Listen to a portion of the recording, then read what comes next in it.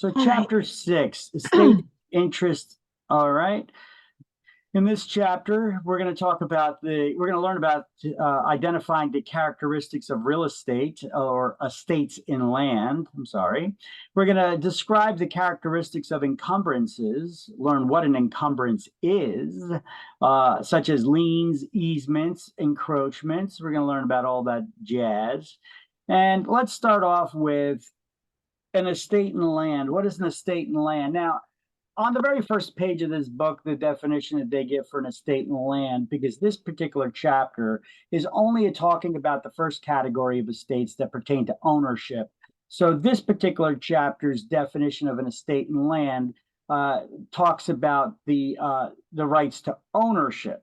It says the amount and kind of ownership interest that a person has in real estate is known as an estate in land. However, we're also talking about there are two categories of estates and land.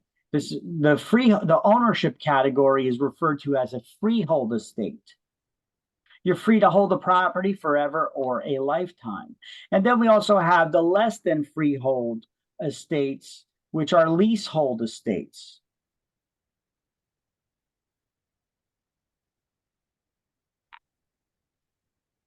So less than freehold is a leasehold estate. And there's 4 types of them, and we're going to go over them in chapter 12 on page 226. Little cross-reference for you. And here, let me give you the screenshots. This is what you should highlight. And I want you to cross out the word ownership here in this very first page 103 of the chapter, because they put the word ownership in there because this particular chapter is talking about the ownership category only.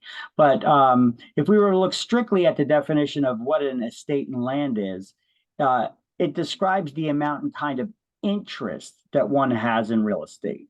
And now there's 2 types of estates. There's a freehold estate, which is ownership interest, and there's a less than freehold estate, which is a leasehold estate. And we're going to go over those 4 types of leasehold estates in chapter 12. Now, we'll touch on them here just by name only, but not delving into it with any specificity. All right. So let me know when you guys got these little cliff notes. Good to go. All right. So this is on page 103. You turn the page, and this was on page 104 at the top. You still writing, Yvonne, or you got it?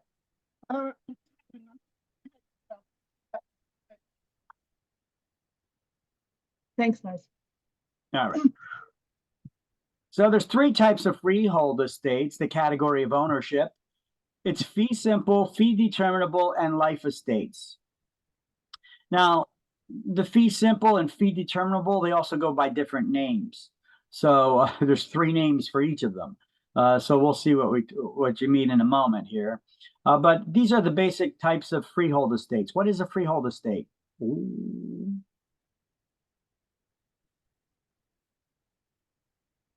What's a freehold estate? The top when you're free and well, I might be putting the wrong terms, but it's the highest one when you. No, freehold. Oh, there's freehold or less than freehold estates. So what are freehold estates?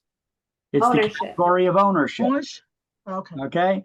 So 3 types of freehold estates, 3 types of ownership estates, basically is what we're saying here. When I say freehold, that means you're free to hold a property forever or for a lifetime.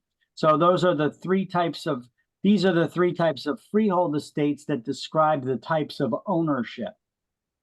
3 types of freehold estates. You know what? We're going to add that to this slide here. Just get a little clarification in. 3 types of freehold estates that describe the types of ownership. All right. One thing I hate about this new laptop is I can't hold down the shift key and the home key and highlight the entire line. Oh, I know what you're talking about.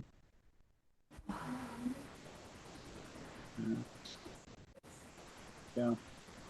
So 3 types of freehold estates that describe the types of ownership. It's the category of ownership estates, okay? Now, so let's highlight and let's write the number 3 in front of freehold estates and just highlight straight down. There's fee simple, fee determinable, and life estate. Freehold estates are for an indeterminable length. A person could own an estate for a lifetime or forever. So these are the 3 types of freehold estates. They're recognized anywhere, but they say in New Jersey here. Okay. So the first 2 of these, fee simple and fee determinable, they continue for an indefinite period of time and are inheritable by the owner's heirs. However, a life estate ends on the life of the person in which the estate is dependent on. Okay, so life estate means that you could own the property for as long as you live. But upon your death, you lose ownership, and the ownership goes back to whoever gave you the life estate.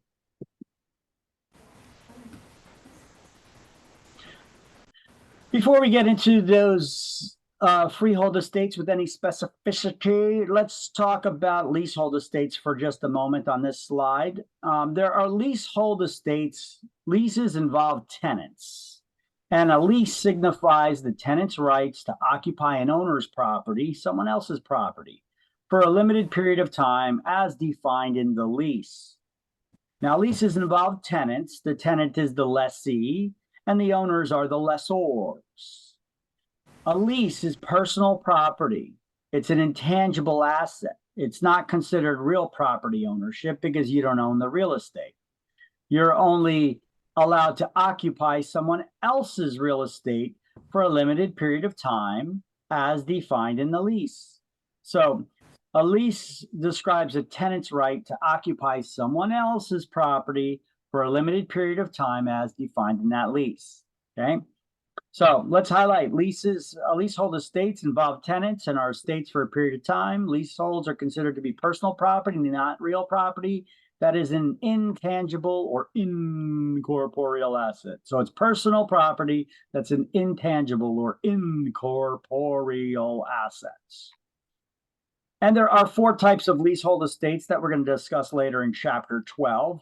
That's an estate for years, periodic estate, tenancy at will or estate at will, and tenancy at sufferance or estate at sufferance. So those are the 4 types of leasehold estates we'll discuss in chapter 12 later on. Now, animation now. Fancy. Okay, so there are, let's talk about the freehold. Well, let's do the highlights. How about that? Let me see if what I got here on the next slide to come.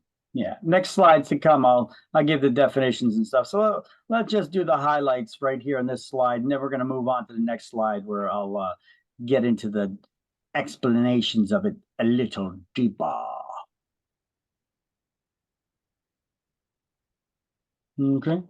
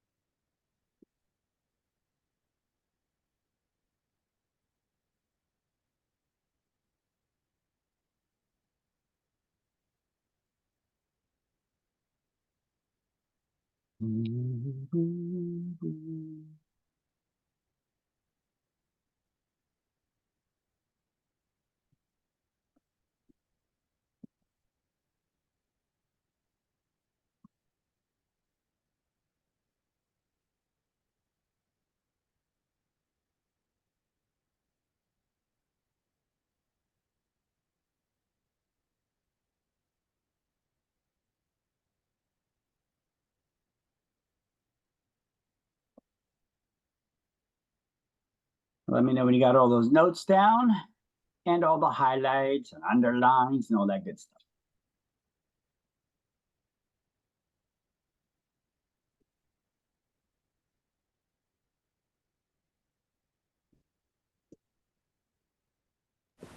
All right, I'm good when you are. Okay. All right, I need 2 seconds, not even. 1 Mississippi, 2 Mississippi. Oh my God. Excuse me.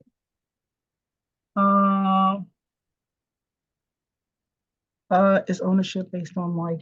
I think I'm okay. Ownership Okay. based on a life. Oh, Write it the same way. oh, Ownership based on a life. okay. Ownership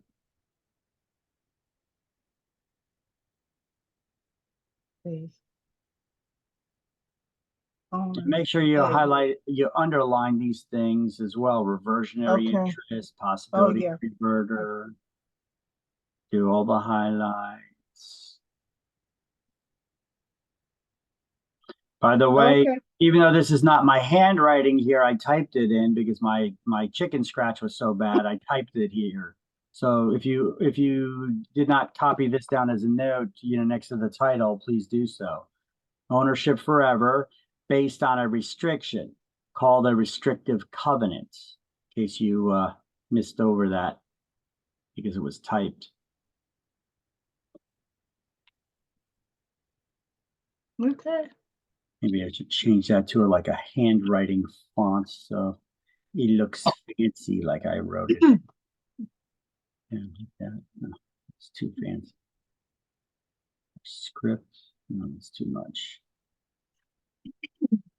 Hmm. Fancy, too fancy. Yeah, too fancy.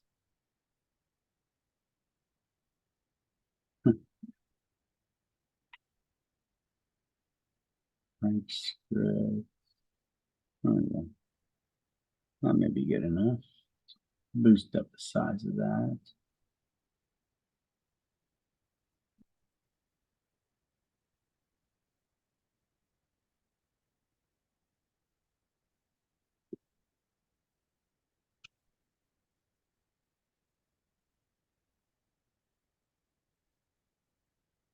That's readable, right? Yes. Okay. For us. I don't want to pick out too fancy of a font for my writing. I know these days not everybody can read cursive. Oh my I God. know. Yeah. That's why this is kind of just like the letters written fancy but close to each other, not quite cursive. Yeah. Yeah. Yeah, I guess you're right. Well, we got to dumb down the generation. How are you going to control them if you don't dumb them down? Oh yeah, it's not cursive. My eyes are really bad. Yeah, not quite, but it's yeah, the letters are close together and they're fancy. They're written a little fancy. All right. Fancy. Got it, Yvonne? Almost there. Two more words. All righty. Excuse me.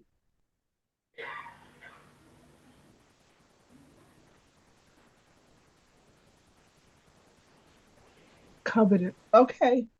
Covenant. Okay. Covenant. It's not a bunch of witches. That's a coven. Covenant is a legal promise. Okie dokies. I'm good. All A right. legal promise. A covenant is a legal promise, correct. Okay, so now we move to the next slide here where we're going to give the explanation or the recap. I got it listed as here, but fee simple also goes as the term fee, fee simple, or fee simple absolute. If you see either one of these terms, it describes the highest form of ownership recognized by law. That's the most complete form of ownership. It's unrestricted ownership forever. Ownership forever without restrictions. You could dictate who you're going to leave the property to. You can give it, sell it, do whatever you want with it. You could even you could even say who gets it after you die. Now, fee determinable estate is also known as a defeasible fee or conditional fee estate because it's based on this is ownership forever, but it's based on a condition. Now, as long as that condition is not violated, which we'll refer to as a restrictive covenant, as long as that restriction or that condition is not violated, you will be the owner forever. But it is based on a restriction, whereas the first one, fee simple, is ownership forever without restrictions. Fee determinable is ownership with restrictions, like you could own this property forever as long as you never use it as a gas station. Remember I gave that example before in this class? Well, there's a different type of estate for that. If there's restrictions placed in deeds, the ownership is ownership forever, but it is based on a restriction. And as long as you don't violate that restriction, you're the owner forever. Now, if the restriction is violated, ownership could revert back to the person who placed the restriction in the deed. This is called the possibility of reverter. That ownership could revert back to a previous owner or to a remainder man. A remainder man, we'll need to know that term as well, is a third party named in an instrument. Instrument also means document. A third party named in a document to be a beneficiary. So if you violate that restriction, it could go back to the property could go back to the person who put the restriction in the deed, or a third party who they named to be the beneficiary, called a remainder man. Now, the restrictive condition runs with the land. That means it passes on from one owner to the next, and it can only be removed by the person who added the restriction to the deed, their heirs, or by a court, although courts are not likely to do so. They don't like violating people's wishes and overturning people's wishes unless they're illegal. Like if they had a restriction, a property's been handed down through a property over the generations, back when slavery was a thing, for example, and maybe somebody had a restrictive covenant in there, like you couldn't sell the property to a black person. Well, that is illegal. That is discriminatory. So that would not apply. Legal restrictions are valid. Illegal ones obviously are not. But if there were other restrictions in a deed that are valid and legal, combined with maybe a restriction that is illegal and discriminatory, that does not invalidate the entire document. It only invalidates the illegal restriction part. Now, a life estate is ownership. It is ownership based on the life of the person the estate is measured against. So they cannot leave by will, and they have all the rights of ownership to sell, lease, mortgage, give away the property, but they can't destroy the estate's value, because upon their death, the property goes back to the person who gave them the estate to begin with, or that person's heirs, or a remainder man if they named somebody else to receive it. A famous example of a life estate would be Hugh Hefner in the Playboy Mansion. Does anybody remember Playboy magazine? It wasn't long ago that it was around, right? Playboy magazine, you had Hugh Hefner, that Playboy over there. He led the Playboy lifestyle most of his life, right? And when Hugh Hefner went to sell the Playboy Mansion, many people don't know that he went to do this. Hugh Hefner sold the Playboy Mansion before he died. Now, he sold it with a condition that the person who bought the Playboy Mansion from him had to give him ownership back and allow him to live there for the rest of his life. Imagine that. I'm going to buy the property from you, but I got to give you the ownership back and allow you to live there for the rest of your life. And then when you die, then the property comes back to me, the purchaser. Why would anybody do that? I don't know why. Various reasons, but maybe they got a good deal on it. You know, maybe it was a highly desirable property and the seller is only going to give it to the person who agrees to that condition. You know, and hey, that's the Playboy Mansion is such a property. You know, Beverly Hills. You got what was it, 7 or 10 acre property in Beverly Hills, right there at the top of the mountain, prime location within the hills too.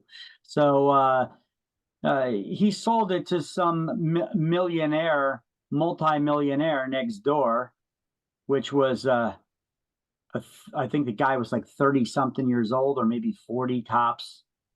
Has that kind of money. How do you get that kind of money at that age? Well, the guy who got that kind of money, that bought that, he sold it to his neighbor.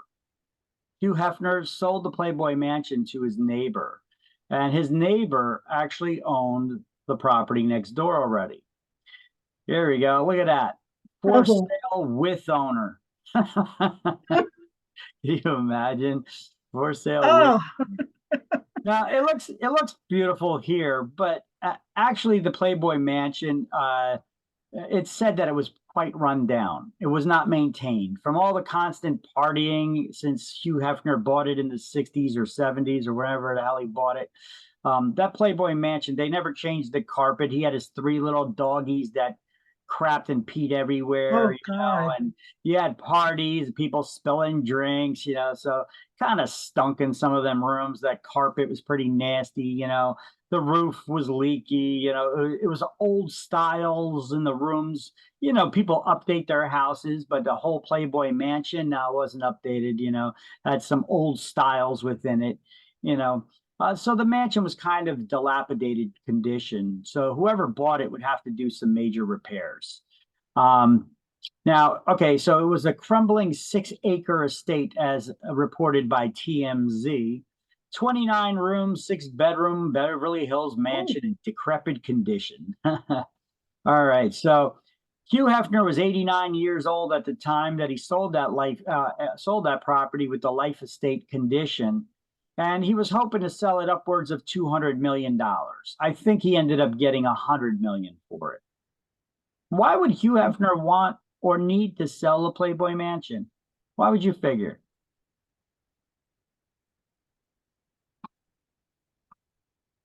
With the advent of the internet, you could get your porn online. Who needs to buy it in a magazine anymore, right?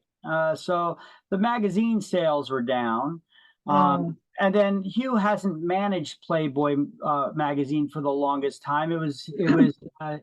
He was handing it down to his daughter. His daughter managed it for about 10 years or so, and she did a good job, just like Hugh did. So Hugh was just the figurehead of the image of Playboy magazine. And then after that, you know, his daughter wanted to go in a different direction and do something else.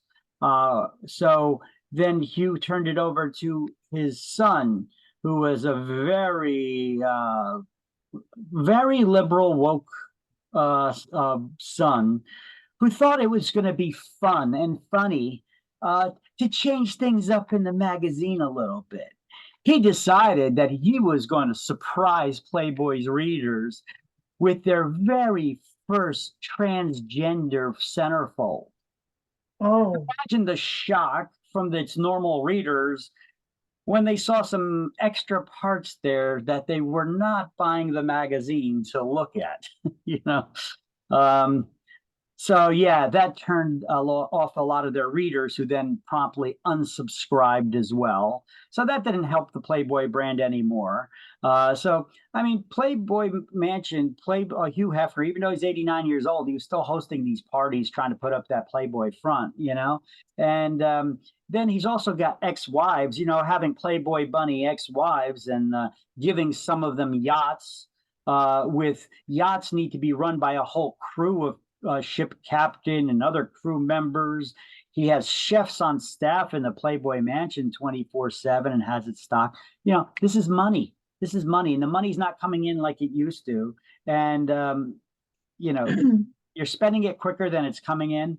He needed money, so he sold the Playboy Mansion for I think it was about what they say, 80 or 90 million. Well, that was the guesstimate. Yeah, I think he ended up selling it for 100 million. 90 to 100 million, I think he ended up selling it for. And then with that condition that he gets to live there for the rest of his life. He just had to pay $1,000 a year, I think, you know, and he died the next year. So the guy who bought the property with that condition did take a pretty good gamble, especially since the you know, he was 89 years old. And what it was, they say the average life expectancy in the United States today is 84.3. How much longer would he have to wait? You know, but it is a gamble. Some people live long times, especially those with moolah, right? So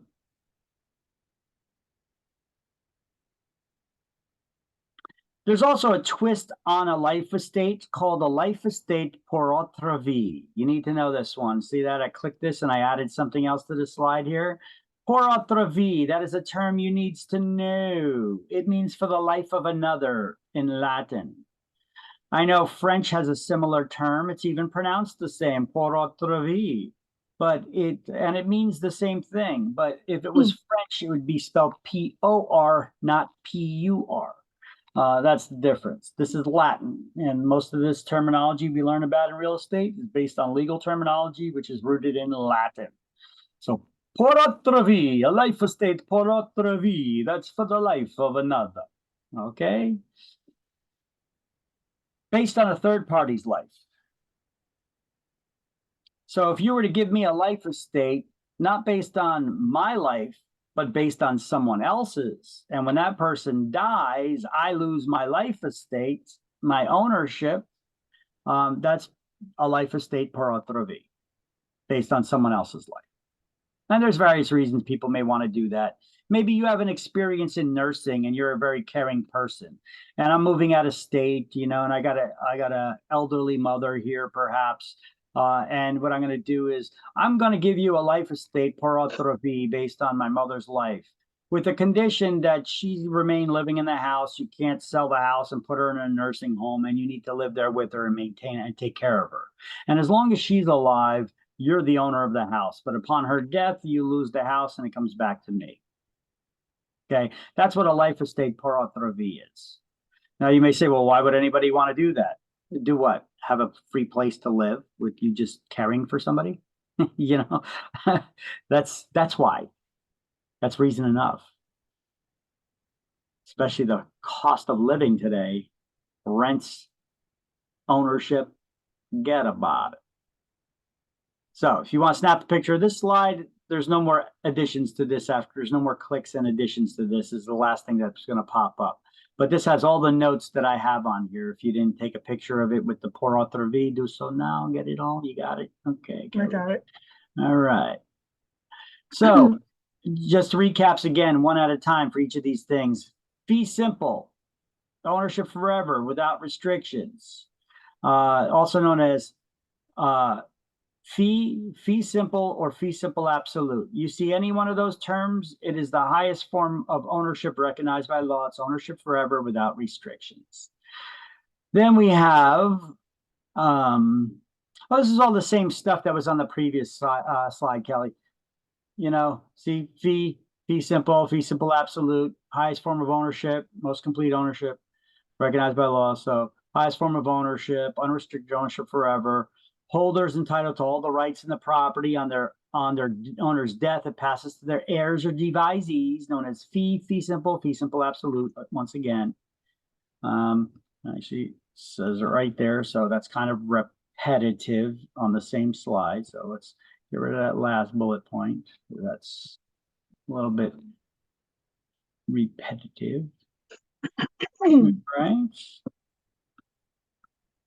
Then we have fee determinable, also known as a conditional fee, or fee determinable or defeasible fee estate. It's ownership forever that is based on a restriction. So it has the possibility of reverter. The ownership can revert back to a previous owner if that restriction is violated.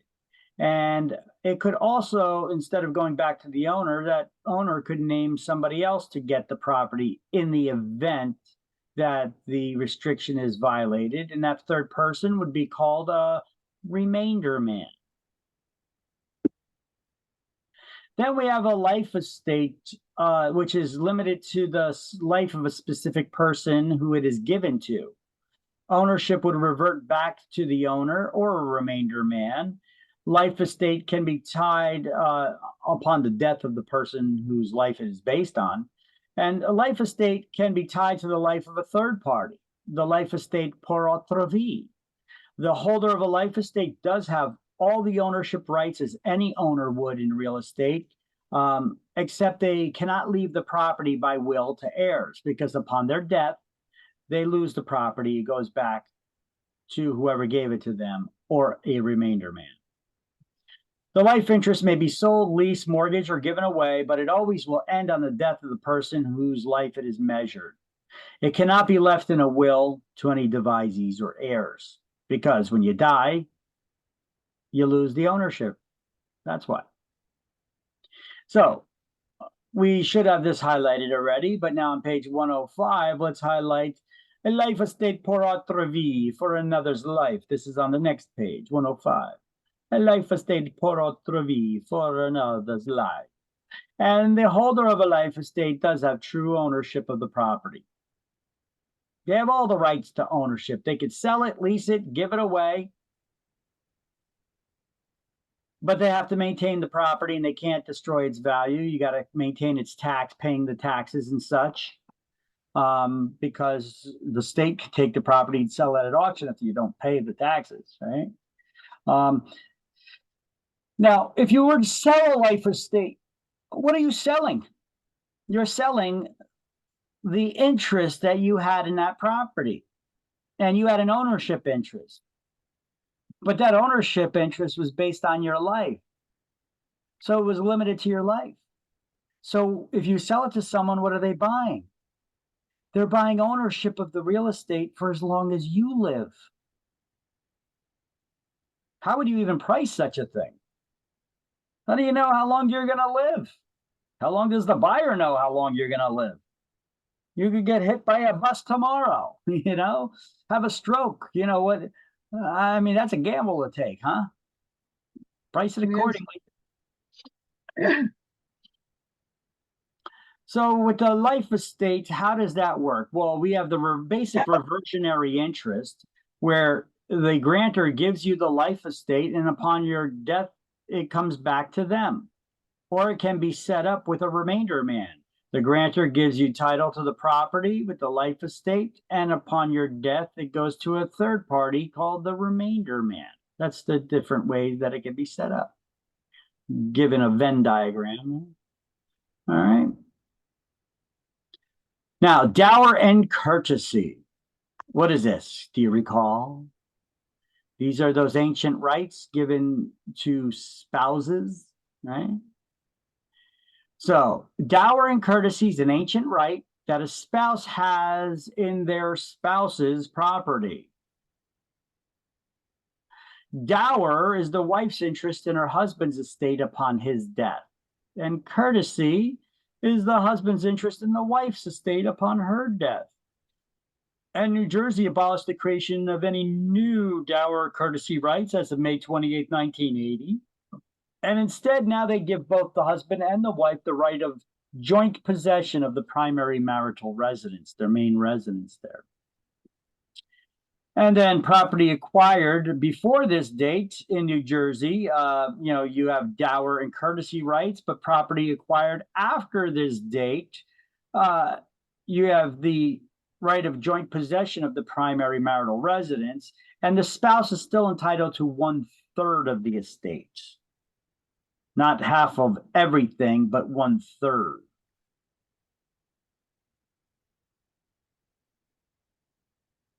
All right, and then we'll have this highlighted here now in the book pertaining to dower and courtesy rights on page 105.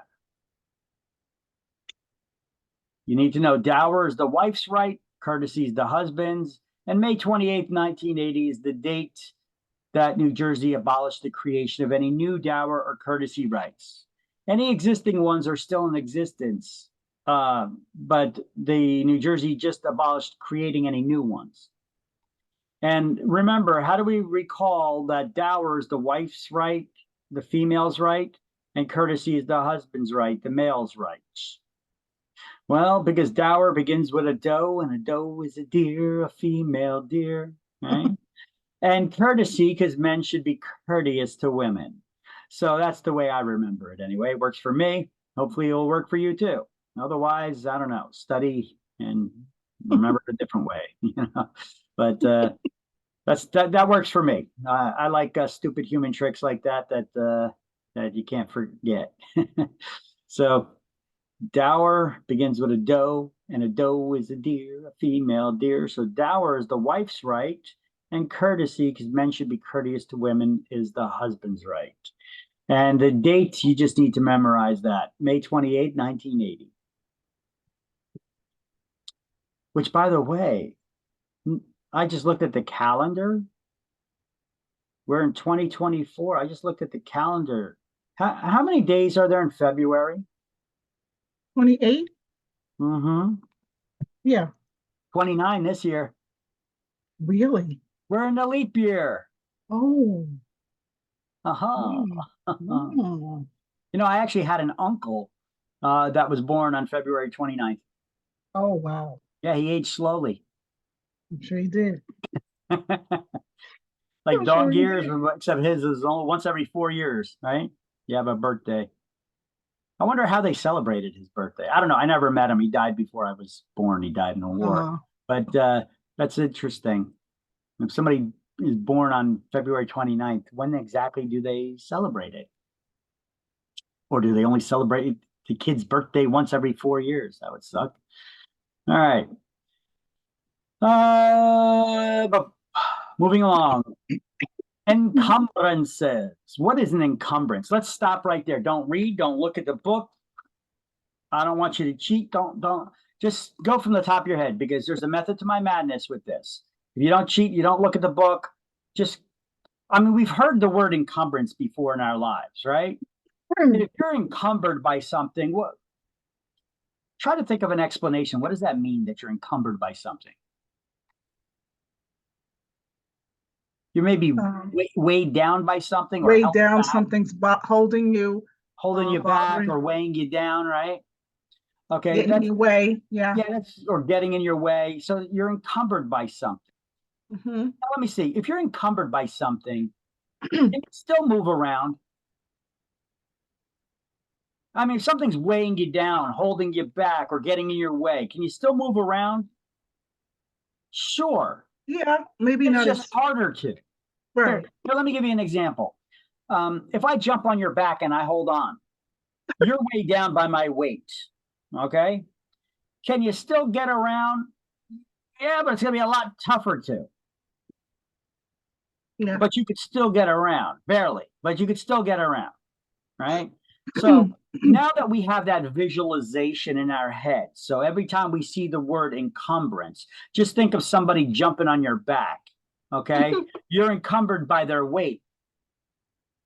You could still get around. It's just a lot harder to, because you're carrying that additional burden of their weight on you, right?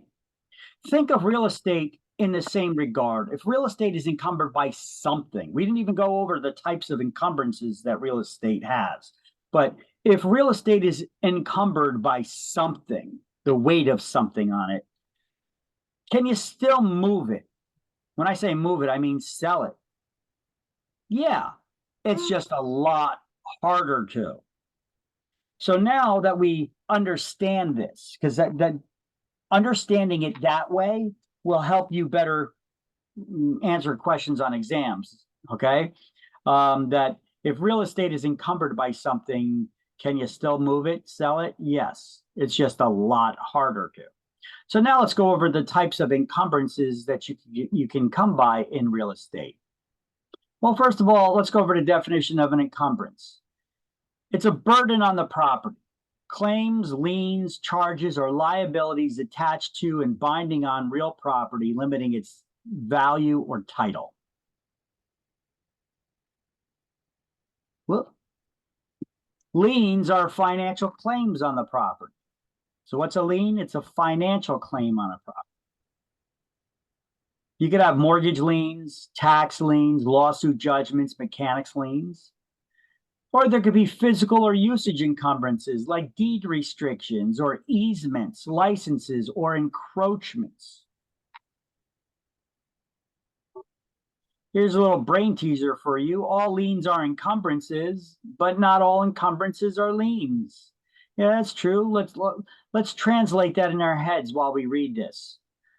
All liens of financial claim, are encumbrances. They're burdens on the property, but not all encumbrances, burdens on property, are financial claims. Okay, that makes sense when I read the sentence that way, right? See, this is what you should do on exams. you're studying the terminology, knowing the definition. So now if you get one sentence like this, that would maybe even be a question, you're translating the words so that you better understand what it's asking of you on exams. All financial claims are burdens on the property, but not all burdens on property are financial. That's true. Okay, I have a better understanding of it now. Because these are new words we're learning. Liens are encumbrances, but not all encumbrances are liens. It's a brain teaser because now you're all screwed up because you got to try to remember what these words mean. But if you translate them and then you read it that way, it's crystal clear what it means. So let's do the highlights now in the book about that. Page 106.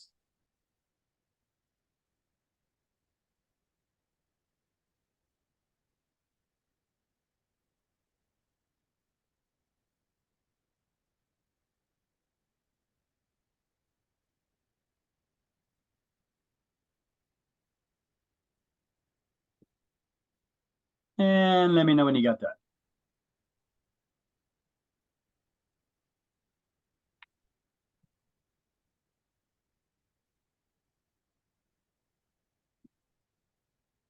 Don't worry, we're going to go over what an easement, license, and an encroachment is in a little while.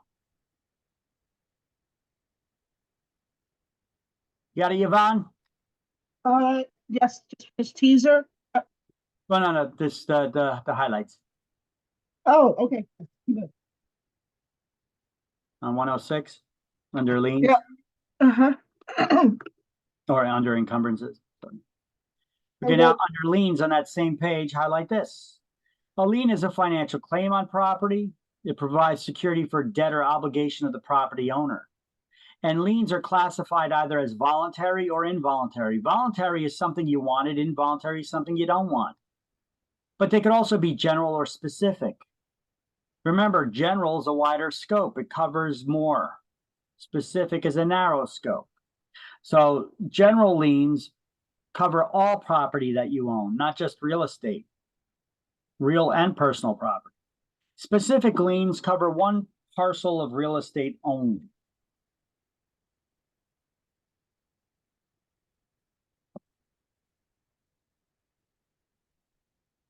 So a voluntary lien is one that's created by the property owner. An involuntary lien is imposed without the owner's consent.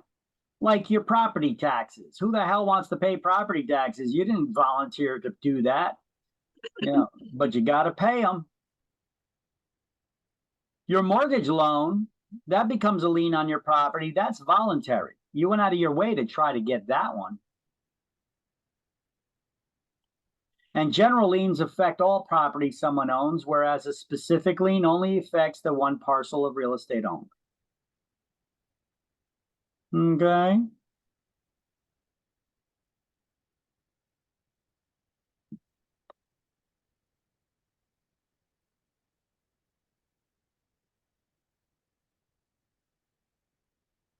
Okay. All righty. Now, liens are financial claims on property that provide security or debt or obligation of the property owner. We have those voluntary liens created by the owner, involuntary liens created without their consent. Then we have general liens that affect all the property you own, and specific liens that only affect one property.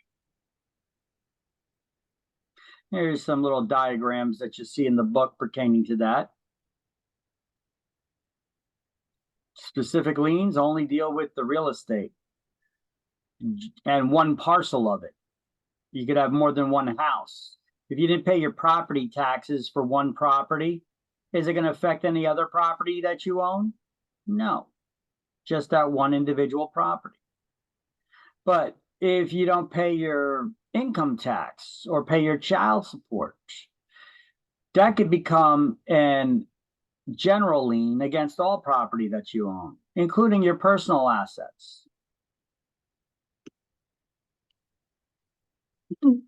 Now, what kind of effects do liens have on your title, your ownership?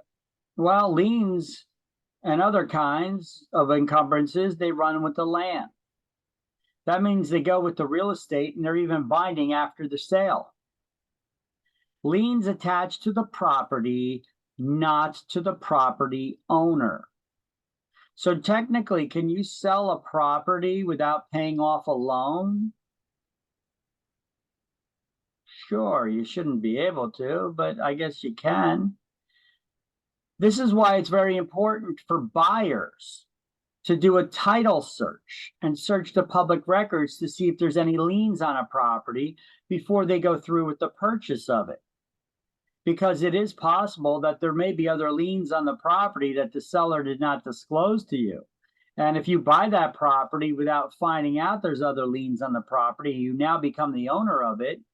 Well, that lien transfers, it attaches to the property. So it would transfer on to the new owner. Liens attached to the property, not to the property owner. Mm.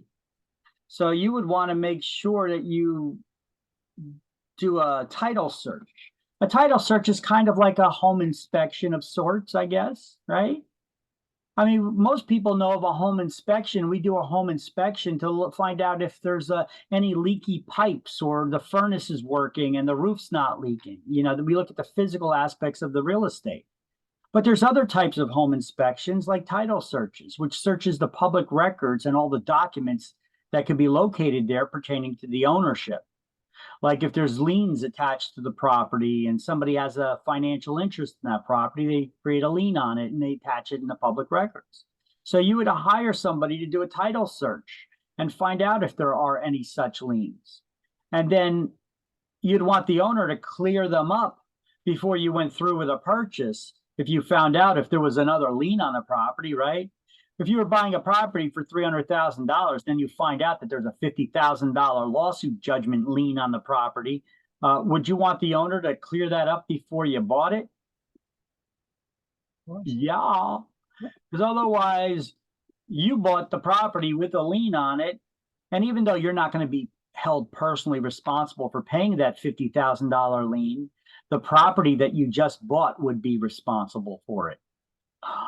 So the person who filed that lien against the property can force repayment of the lien through foreclosure. So even though you're not personally responsible, the property you bought is. Ergo, making you kind of responsible, right?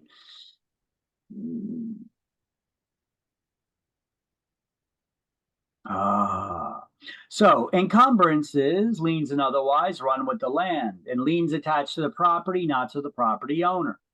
Real estate taxes are first claims against the proceeds of such a sale in the event of foreclosure. Two things certain in life: death and taxes, right? And taxes, they jump to the head of the line always. So liens, voluntary ones anyway, are something that you wanted. Mortgage liens, home equity lines of credit. Those are types of loans you went out of your way to get, and they become a lien on your property. They're voluntary liens. Then we have involuntary liens, like real estate taxes. A real estate tax is an involuntary specific lien. It only affects one property. Then we have unpaid federal income taxes, your IRS. Those are general liens. The IRS can go after all the property you own, your bank accounts, your cars, your everything. They could even go after you and throw your butt in jail till you pay it off, right? Time served. Lawsuit judgments, they're general liens on the property. They affect all property that you own, or they could be turned into a lien against all property. And same thing as unpaid child support. They become general liens. If you find out that your baby daddy's got assets somewhere, you could go after them assets if they're not paying their child support to get them. Here's a little factoid for you. You know, if somebody owes you money, how do you find out what assets that they have other than hiring a lawyer to hire an investigator? You can hire your own investigator to try to find out. Or here's a little tip for you. You know that there's a law enforcement agency that you could hire as your own muscle to find any assets that somebody has and to go after them for you. For instance, if you get a lawsuit judgment, what is a judgment? It's a decree from a court where a judge says you owe this person money. So they print it on a piece of paper. That's a judgment. It's one thing to have a piece of paper that says that, hey, a judge said that you owe me money. Uh-huh. And now you're like, yeah, go ahead, try to collect it. Can't get blood from a stone, buddy. Right? And I'm hiding it. How are you going to find out what bank accounts I have or where I have assets? You can't do that. Well, you'd have to hire some sort of investigator. Now, what kind of investigators have all kinds of tools at their disposal? The best kinds of tools at their disposal. Law enforcement agencies. Now, there's one specific law enforcement agency that this is actually their job. You can hire them to be your muscle, to look for assets that people are hiding. And any money that they recover for you, they get a 10% finder's fee on it, though. The sheriff's department. You go to a sheriff's department, they don't only guard the courts, the courthouses, and all the documents down in the courthouse pertaining to real estate, all them records, but the sheriff's department is also, they serve warrants on people, and they also can search people's assets for you. You know, if somebody owes you money and you hire a sheriff's department and they find out that somebody's got a bank account using their legal tools, their law enforcement tools, they could find out if they have a bank account somewhere. You know, sheriff's department, they could just wave around that judgment, and they could use their law enforcement influence over banks to get the bank to give them the money that's in your bank account if you were to owe somebody money. So that's interesting. Anyway, satisfaction of lien is when you paid off your mortgage loan, your lien. You know, when documents are attached to the real estate in the public records, they're there forever. So even after you pay off a mortgage loan, the lien is never removed from the public records. It's still attached to that property forever. They don't remove the lien. They just add another document to the public records called a satisfaction of lien, saying that the loan had been satisfied and had been repaid. So now any future owners can do a title search in the public records and see, okay, this person had a loan on the property, okay, and then this date they recorded a satisfaction of lien, that loan had been paid off. So that's how they could follow it. And because of this, you could see the complete history of somebody's records of ownership. Okay, this person owned the property, they sold it to this person, that person owned the property, they sold it to that person. And if you could link one owner to the next by searching through the public records, this creates what's called a chain of title. Each owner is a link in that chain. You sold the property to this person, that person sold the property to that person. So that's many links. And if you can link one to the other, you're creating a chain. There's a chain of title. That's basically linking one owner to the next is called a chain of title. Okay. If you're able to do that by simply doing a search of the public records, that's a chain of title. Now, are you required to record your ownership in the public records? No. So if somebody sold the property to somebody else, they sold it to somebody else, they sold it to somebody else, and you could link all them owners together, you got a chain of title. But then there's somebody who's listed as an owner, but wait a minute, the person they bought it from is not the last person listed in the public records as the owner. This creates a gap or break in the chain of title. So these types of gaps or breaks need to be clarified so that future buyers are not going to be scratching their head and be like, whoa, pumping the brakes. Wait, I'm not going to buy this property from you because it doesn't look like you acquired the property through one of the previous rightful owners, at least that were registered in the public record. So these breaks or gaps in the chain of title can be cured through court action, where a judge would determine who was the rightful owner at the time and if there was a proper transfer that was done. That's called a suits to quiet title, or they could use a quitclaim deed. to get one of the owners to sign off, giving up any interest that they had, showing that there was a proper transfer. All right, so anytime you can't link one owner to the next, this also creates what's known as a cloud on the title. Title means ownership. When I say a cloud on the title, close your eyes. Picture a cloud over the ownership of your real estate. What I'm picturing, I don't know what image you guys have in your minds. I'm picturing those old cartoon characters that maybe have a thunderstorm cloud hovering over the house and only over one house. Okay. So imagine that. A cartoony house with a cloud, a thunderstorm cloud just hovering over it. Do you want to buy a house that has a thunderstorm cloud always hovering over it and only your house? No. No. So you'd want to clear up such clouds in the title. So that gives you an image right off the bat. There's a problem. If there's a thunderstorm cloud always hovering over my house that I want to buy, that shows me that there's a problem with it. And I don't want to buy that house until that problem is fixed. Okay. So that's what a cloud on the title. Anytime you hear that term cloud on the title, think of it as something negative. There's a problem there pertaining to the title, the ownership. And we need to fix that problem before we go through with buying it. Now, there's different types of clouds in the title. There could be a lien on the property that was not previously disclosed to you, or there could be a previous transfer of ownership from one owner to the next that wasn't recorded in the public record. Or maybe it's one owner, the last owner, the person that shows that owned the property, that's not who you bought it from. That creates a cloud on the title. Now, what kind of instances where that could have happened? Well, maybe one of the owners didn't record their ownership in the public record. They're not required to.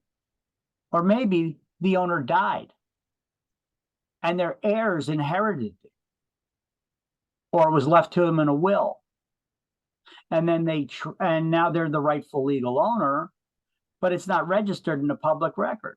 Well, they could get court documents to show that they're the rightful owner because it was left to them in a will, but you'd have to record all these documents in the public record so that now future owners can do the research and see that. Okay. So everything is not just clear as day explainable because it needs to be recorded. This person sold it to that person sold it to that person. Well, what if that person died? Well, they could have left it to someone else, and then that person's now selling it. But they were never registered in the public record as being the owner. So it creates a question mark, a cloud on the title until we clear up the problem as to, well, who gave you the right to sell it? You know? So we need these questions answered before we go through these transactions. Now, involuntary alienation, here's some examples of involuntary alienation. We got this image from chapter 20 on page 372, but when a person dies intestate and no heirs can be located, through the process known as escheat, the state will take the property if the person had no will and no heirs can be located. Now, eminent domain is the right that the government has to take away someone's property if it's needed for the greater public good with just compensation. So if the land is needed for public use through the powers of eminent domain, the property can be taken by a public or governmental or semi-governmental agency, quasi-governmental agency. Now, through the process known as foreclosure. Foreclosure is a judicial process here in New Jersey. Some states have judicial foreclosure, some have non-judicial foreclosure. New Jersey is a judicial foreclosure state, meaning it has to go through the court systems. So foreclosure is the process where a non-payment of a debt secured by real property, through the process known as foreclosure through the court systems in New Jersey, a sheriff can sell the property to the highest bidder at an auction. Adverse possession is when an adverse possessor can claim ownership of a property when they've been using your property against your permission for a long enough period of time as defined by law. All right, now, in the event of foreclosure, if there's a lot of liens on the property, you got mortgage liens, you got unpaid tax liens, you've got a lawsuit judgment that becomes a lien on the property, you have multiple mortgage loans on the property. Who gets paid back first in the event the property's foreclosed? Well, two things certain in life, death and taxes. So the tax man gets paid first. Okay. Now, after that, liens get paid back according to their priority. And their priority is established by the date that those liens were added to the public record. So the date of recording in the public record is what determines what loans get paid back first. With the exception of taxes, real estate taxes always jump to the front of the line, and what's known as a mechanic's lien, which is a contractor's lien. Contractor liens are not dependent on the dates that the lien is recorded in a public record, but they're retroactively backdated to the date that the materials were delivered or the date that the work had began. That's like if you hired a contractor to remodel your kitchen and you didn't pay them, okay? Those, even though they didn't record the lien on the property way back when, they could record a lien today and it'll get backdated to when they started their work or when the materials were delivered. Okay. So let's do these highlights on page 107 about priority of liens.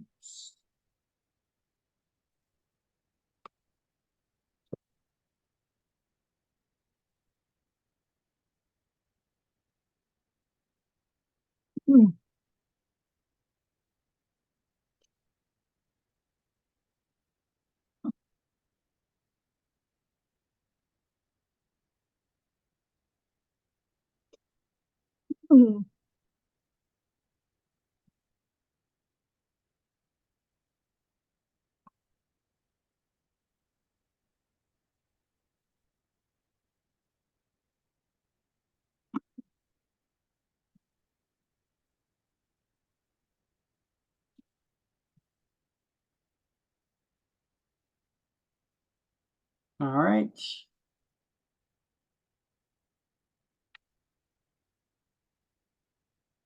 Now, priority liens, when you get a title search done, the person who's performing the title search, they just make a list of all the documents that can be found in the public record and put them in chronological order according to the date that they were recorded in the public record.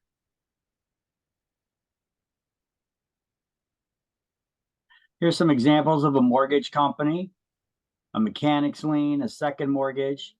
See, they put them in chronological order according to the dates.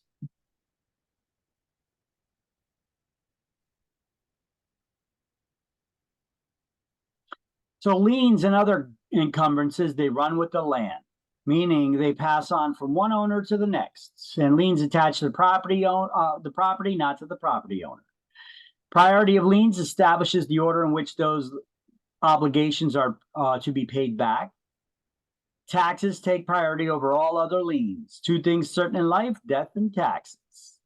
Otherwise, they're repaid according to the dates that they were recorded in a public record, except for a mechanic's lien, which is retroactive back to the date the materials were delivered or the work began.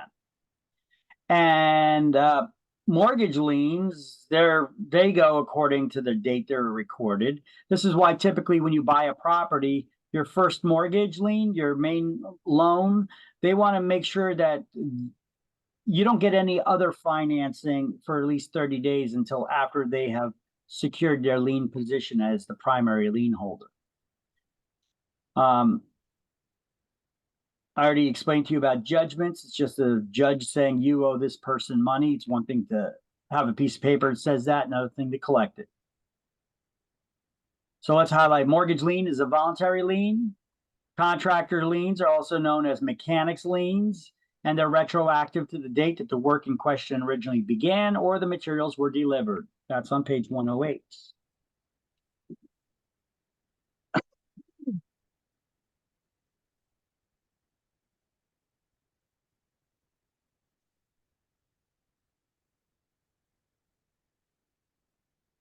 So you guys, a good way to study this stuff, there's all these highlights that I'm getting you to highlight. when you just copy them over into your own notes by writing down the terms or the concepts in your own handwriting onto a notebook. Simply by doing this, I explained it to you once, you guys understood it. Now later on, you're going to write down the term, write down the definition. As you look at it, you see it, your mind processes it, you read it, you understand it, you're copying it over, you're thinking about it now as you're writing it down. Yet you tend to retain more of this information if you do that. So there's a good way to study. Sometimes people ask, well, how do you study? How do you remember? I don't know how to study. I was never a good student. How do I study? Well, this is how you study. Okay. You listen to me, you pay attention, you understand it, you ask questions if you don't. And then later on, you copy over the notes and the highlights in your own handwriting, and then you're reading it, your mind's processing it again, you're copying it down and writing it down on a piece of paper, and you tend to remember it a lot more by doing that. All right, so a lis pendens, another term you'll see on exam, lis pendens, is a public notice of possible future legal action against the property. Usually, if somebody falls behind on their mortgage payments by at least 2 months, the lender is required to go file a lis pendens in the public records. It's basically a document that says there's possible future legal action coming against this property. That legal action being foreclosure. Doesn't mean that they're gonna foreclose. They're just putting a notice out there, hey, this person fell behind on their mortgage payments. So anybody who searches the public records and sees the record attached to your ownership documents in the real estate, if they have an interest in your property, they would search the public records and do a title search. They could see, whoa, this person fell behind on their mortgage payments. They're in danger of foreclosure because there's a lis pendens here. Okay. Now you could get caught up and clear that up, and that won't be a problem. But what is a lis pendens? It's a public notice of possibly future legal action against the property. Okay. If as a real estate agent or an investor, if I could only get my hands on a list of people who are behind on their mortgage payments, could this be helpful or useful to you in the real estate industry? Yeah, these are pre-foreclosures. These are listings. You could help these people try to sell their homes. Now, the majority of people that get on these lis pendens lists, they may have legitimate reasons for falling behind their mortgage payments. They could get caught up. It happens from time to time for people. But a lot of times people end up on that list. They're going to end up losing their properties too. They just don't want to face the reality of that yet. And they don't get caught up on it, you know? So, you could get the majority of people that get on these lists, they're probably not going to lose their properties, but a lot of them do at the same token. So you think this may be a list of people you want to reach out to? Yeah. Don't go calling them up though, and don't go knocking on their door unless you want to get punched in the nose. You know, I mean, really think of it. You know, somebody comes knocking on your door. According to my records, you're behind on your mortgage payments. What's your first reaction going to be? How the hell you know about my phone? Who the hell are you? Right? It's not going to be a positive experience, right? So think of it, you know, put yourself in their shoes, you know, so don't do that. And don't go calling. What if you got a phone call from somebody saying the same thing? Yes, according to my records, you're behind on your mortgage payment. Who is this? How do you know about my finances? You're going to be pissed. You know, once again, not a positive thing. Instead, for this, you're better off sending them a mailing, like a postcard or something. Behind on your mortgage payments? In danger of foreclosure? We can help. Now it's kind of like a soft approach. They get that and they're like, yeah, I could find that useful. I wonder how that could help me with that, you know? And now it'll be more of a positive thing because it's at their pace and not some stranger who's telling them they know that they're behind on their mortgage payments. Right now, this is just like a random thing that came at the right time in their mailbox, right? Kind of like, you guys ever wonder how if you ever got a speeding ticket, the next day in the mail, you got all kinds of solicitations from lawyers? You guys ever see that? You get to an Oh, yeah. accident or a speeding ticket or something like that, right? Traffic violation, you get bombarded with letters from lawyers the next couple of days. How do they know? Well, because it's a public record.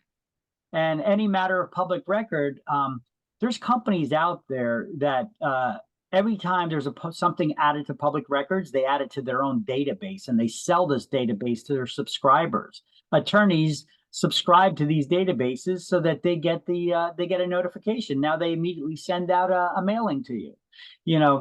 This is how it works. So just like that, lis pendens, when you fall behind on your mortgage payments, data sells. Data is valuable to people who are willing to pay for it, right? We're real estate agents. That information can be valuable to us. So there's groups out there that they have these databases where they enter the stuff from the database and they sell that information to us. Okay, so you could subscribe to this. So there are lis pendens lists. I got two sources of them here, njlispendens.com and realtytrack.com. So a lis pendens is a public notice of possible future legal action against the property. That legal action, probably foreclosure. It gives notice to the public, to all interested parties in the property, that someone else has a financial interest. In this case, it's a legal interest, and they're going to be possibly moving forward with foreclosure in the future.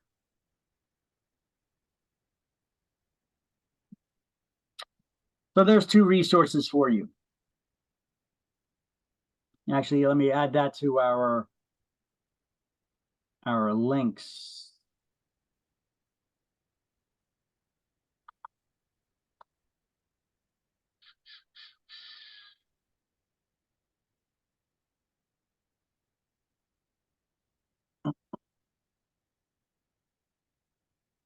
Class links Word document.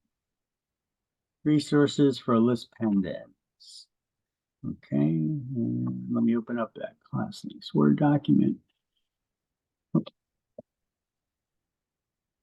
Sorry, I got to minimize that for a sec. It's njlispendens.com and realtytrack.com.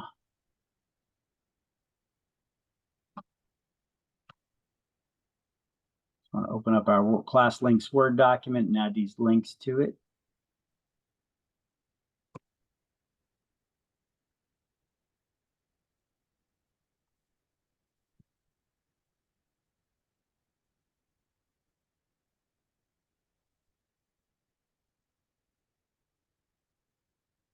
And there's those links again. Sorry. Okay. Sorry that I took it down there.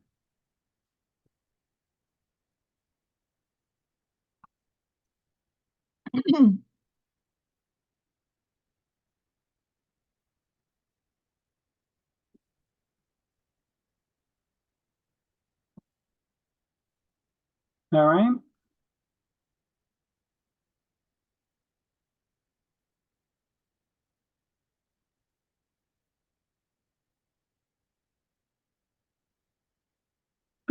Excuse me. All right. So easement. What is an easement? It is a right. A right. If you have a right, nobody can take your rights from you. You can give up your rights, but nobody can take them from you. So an easement is a right acquired by one party to use the land of another party for a specific purpose. So let's highlight this on page 109 and underline the word right after we highlight the sentence. A right acquired by one party to use the land of another for a particular purpose is known as an easement. And then right there above that too, rights cannot be revoked or cannot be revoked. Once it's established that you have rights, nobody can take them from you. You can give them up, but nobody can take them.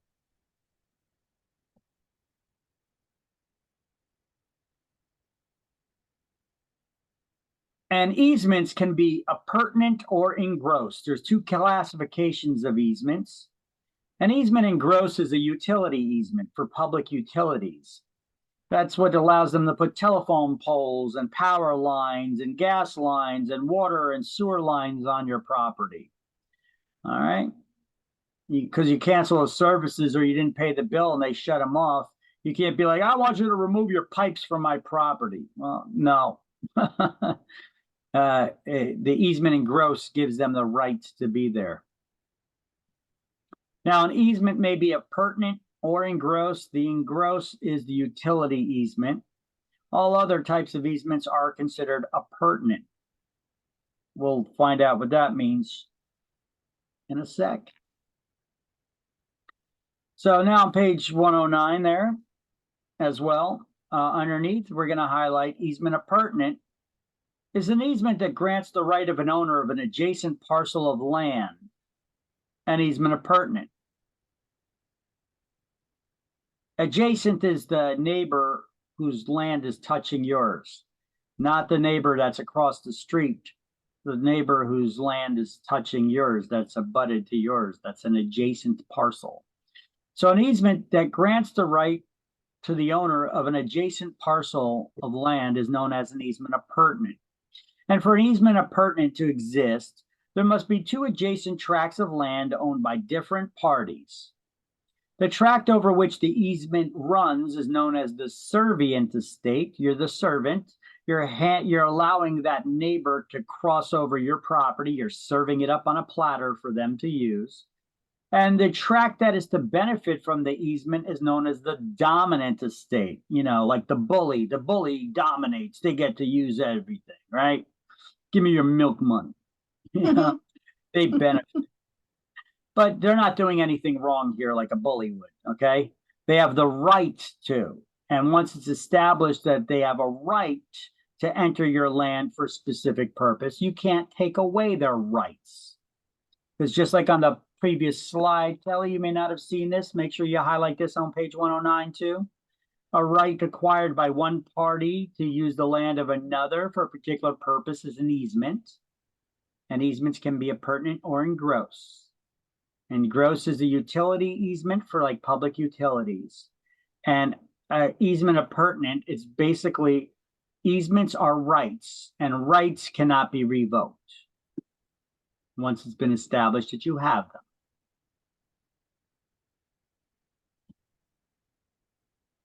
Okay.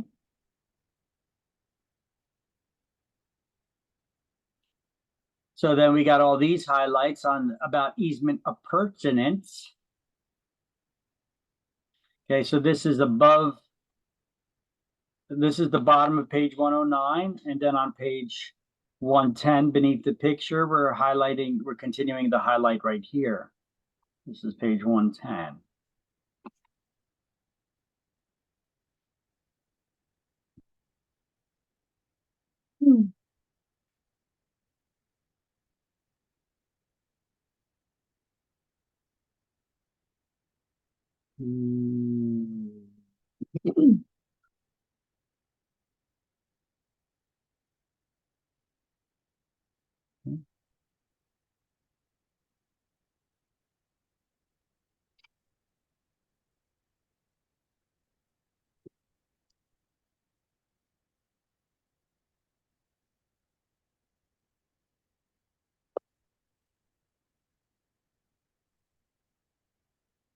Oh.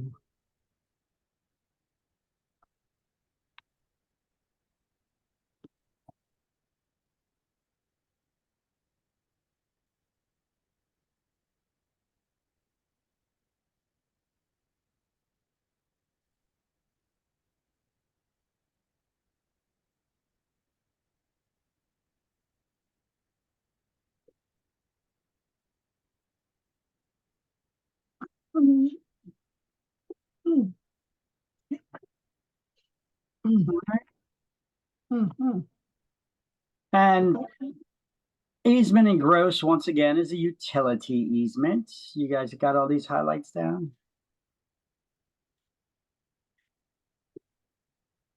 I'm good. Oh yes, I'm good.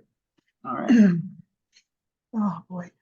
Now, so easements are either appurtenant or engross, and an easement is a right acquired by one party to use the land of another for a particular purpose. We have easement appurtenance, easement by prescription, easement by necessity, easement engross, party wall agreements, how to create a party wall and how to terminate a party wall. These are things that we're going to be going over in more detail now.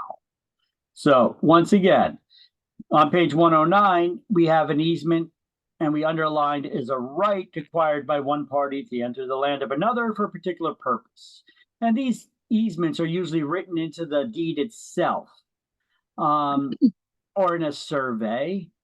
And these rights cannot be taken away once it's been established that you have easement rights. Now, a license is permission, whereas easement is a right. So a license is permission to enter the land of another for a particular purpose. And these are often verbal and they're not in writing. They could be revoked at any time. For instance, let me give you an example of a license. Hi, neighbor. How you doing? Feel free to come over to my house and you can use the pool anytime you like. Just hop in any old time. I don't even need to be home. I just granted you a license to enter my land for a particular purpose, to use the pool. And now we get into an argument. I don't want you on my damn property anymore. I just revoked your license. It's as simple as that. So licenses are not even put in writing. It could just be verbal like that. I granted you permission to use my pool, and then I revoked your permission to use my pool. Okay, it could be as easy as that. But an easement is a right, and once it's been established, somebody's got a right to come onto your land and use it. You can't take that right away. They have a right. They have a legal right. They could give it up if they wanted to, but you can't take it from them. You had a question there, Cal? What's an example? Like, what's an example of a right to go onto somebody else's property? All right, so we're going to go over some of those right after you highlight these. So let's just highlight the license, and then we're going to go over that, and I'm going to answer your question. I'm not blowing you off here. I'm going to answer your question in just a second, okay? Sounds good.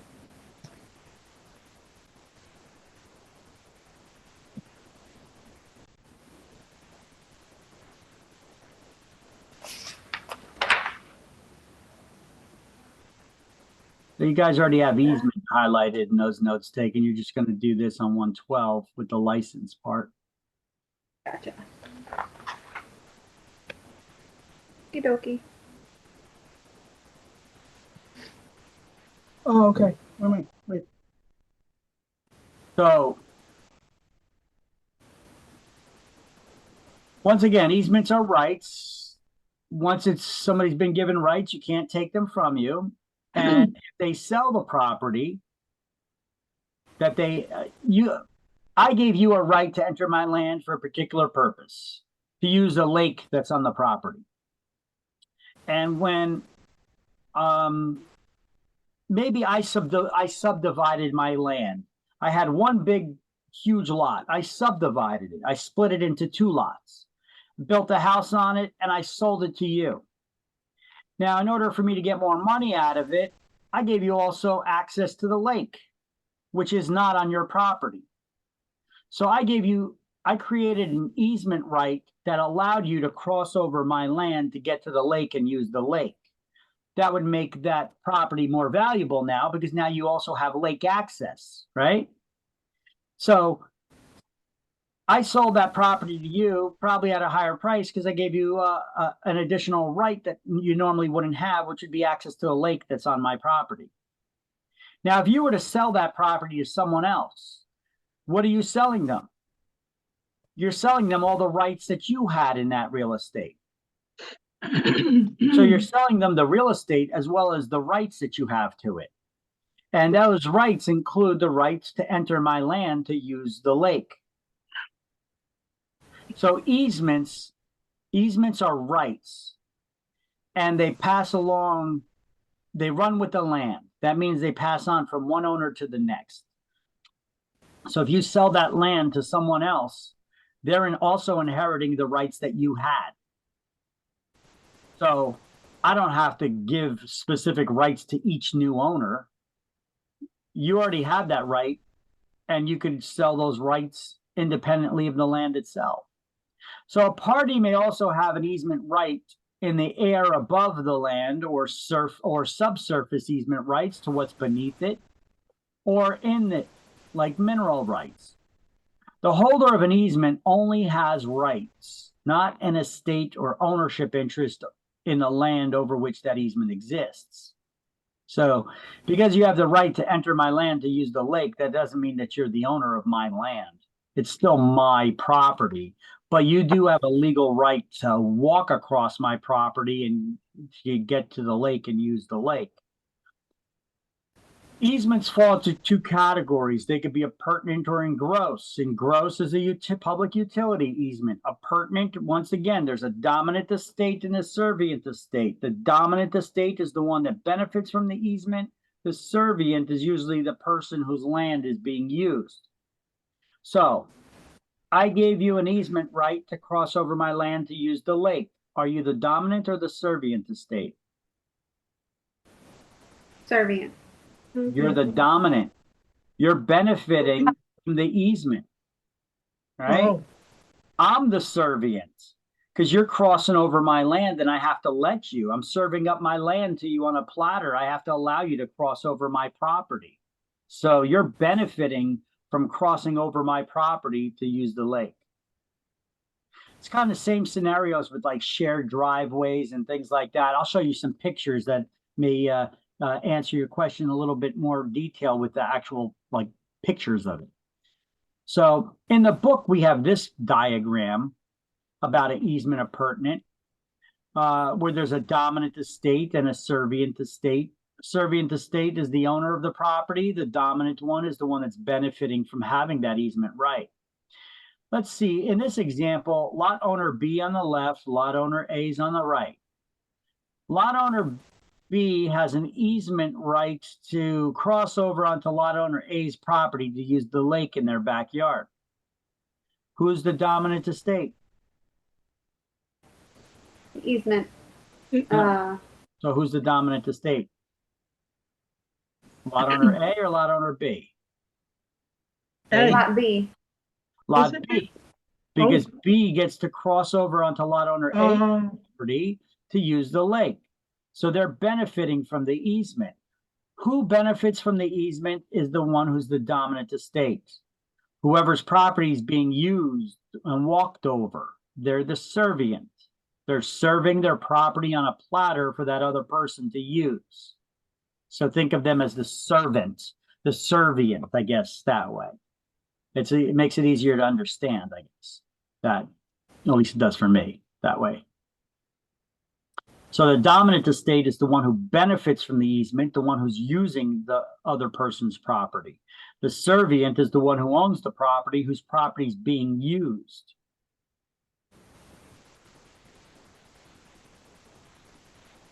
Here's another. Actually, this is an example of an easement engross. I'm going to give you more examples of that easement appurtenant in a moment, but let's first go over this easement engross one again. You could see the utility company has all these power lines or telephone lines or whatever they are going across all these people's properties over here. So they have an easement engross that allows them to do that. Now, this rule only applies to an easement engross for those utility easements. If the need for the easement were to cease, the easement would cease to exist. That statement only applies to public utilities.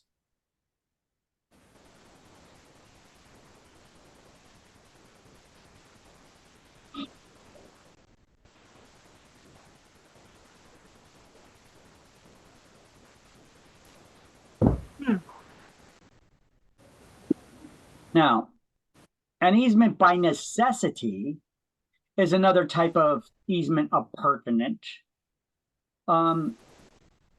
It's easement by necessity usually deals with landlocked properties where it's necessary to cross over someone else's property in order to get to yours.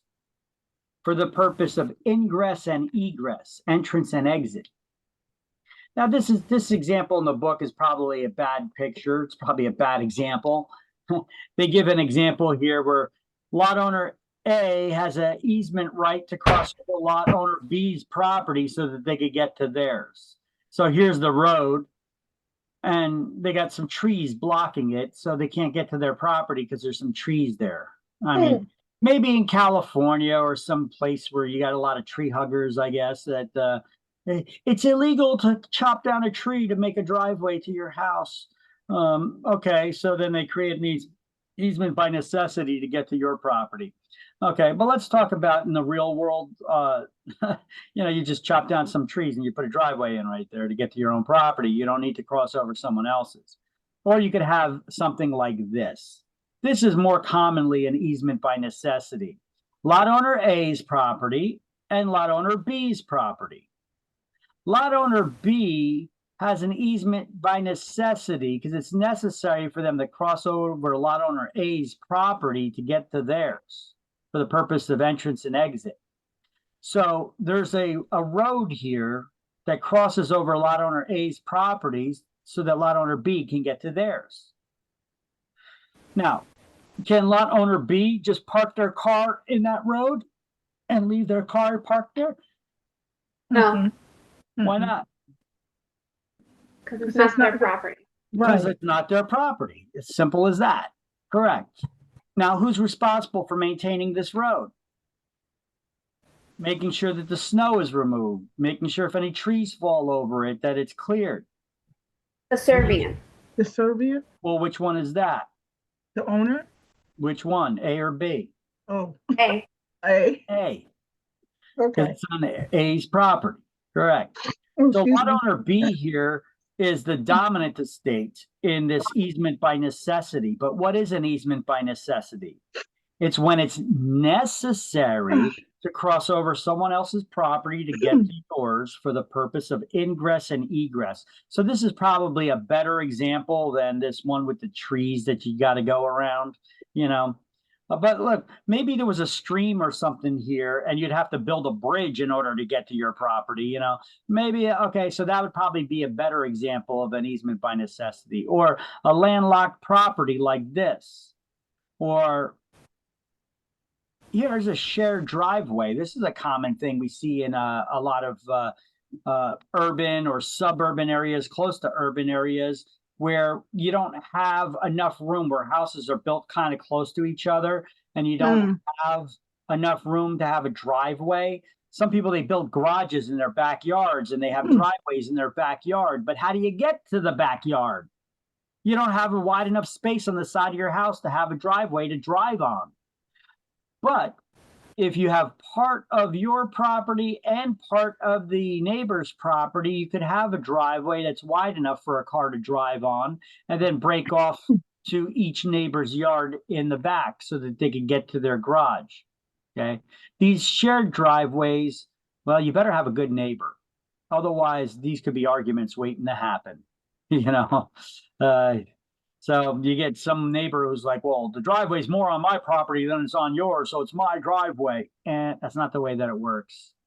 You both still got to cross over the other's property partially. So you both have to maintain that driveway, shoveling the snow, repaving it if necessary. One of these neighbors can't be a bully and say, I'm going to put up a fence there and not allow you to cross over because you're parking your car there all the time, or you're not shoveling the snow, or you're not whatever, and it's my driveway. No, it's not. It's both of your driveways. And you both are dominant and servient estates at the same time in this scenario. You understand why? They're both dominant and servient at the same time because they're both partially crossing over their neighbor's property. They both have that need at the same time.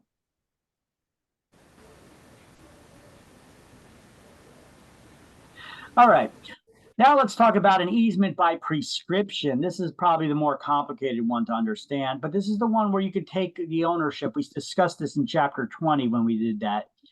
An easement by prescription through adverse possession. An adverse possessor, like a squatter, has been using your property for a period of time out in the open, so you've seen it. Adverse to your title, there's that risk that they could claim ownership. Against your permission, exclusively for a long period of time, long enough according to whatever state law requires. That prescribed, we call that a prescribed period of time, as prescribed by state law. So when you use someone else's property for a period of time, as prescribed by state law, through adverse possession, an adverse possessor can file a lawsuit known as a suit for adverse possession to claim ownership of your property. Now, in order to do so, in New Jersey, the prescriptive period is 30 years for improved lands and 60 years for unimproved woodlands that they'd had to use your property for. Now, eventually, we spoke about this. Eventually, the law in New Jersey is going to be changed to 20 years because the politicians in New Jersey created multiple laws covering the same topic, giving different time periods. So there's a conflict of the law that was created by politicians who didn't bother checking to see if there was already a law in the books before they wrote another law. And so now their own laws are conflicting with each other. So a judge was not able to rule in a lawsuit where one party sued another trying to claim ownership of their land using this prescription, easement by prescription. So the judge did the rightful thing, and instead of ruling and making a decision and ruling from the bench, legislating from the bench and creating a law and a precedent from his decision. Instead, he kicked the case out of court and back to the politicians to fix the conflicting laws. That was about 14, 15 years ago. We're still waiting for our New Jersey politicians to fix this. And they already know what they want to do. They're going to do away with the 30-year and 60-year prescriptive period and make it the 20-year common law period. But it's taken them now 14, 15 years, and they still haven't done so.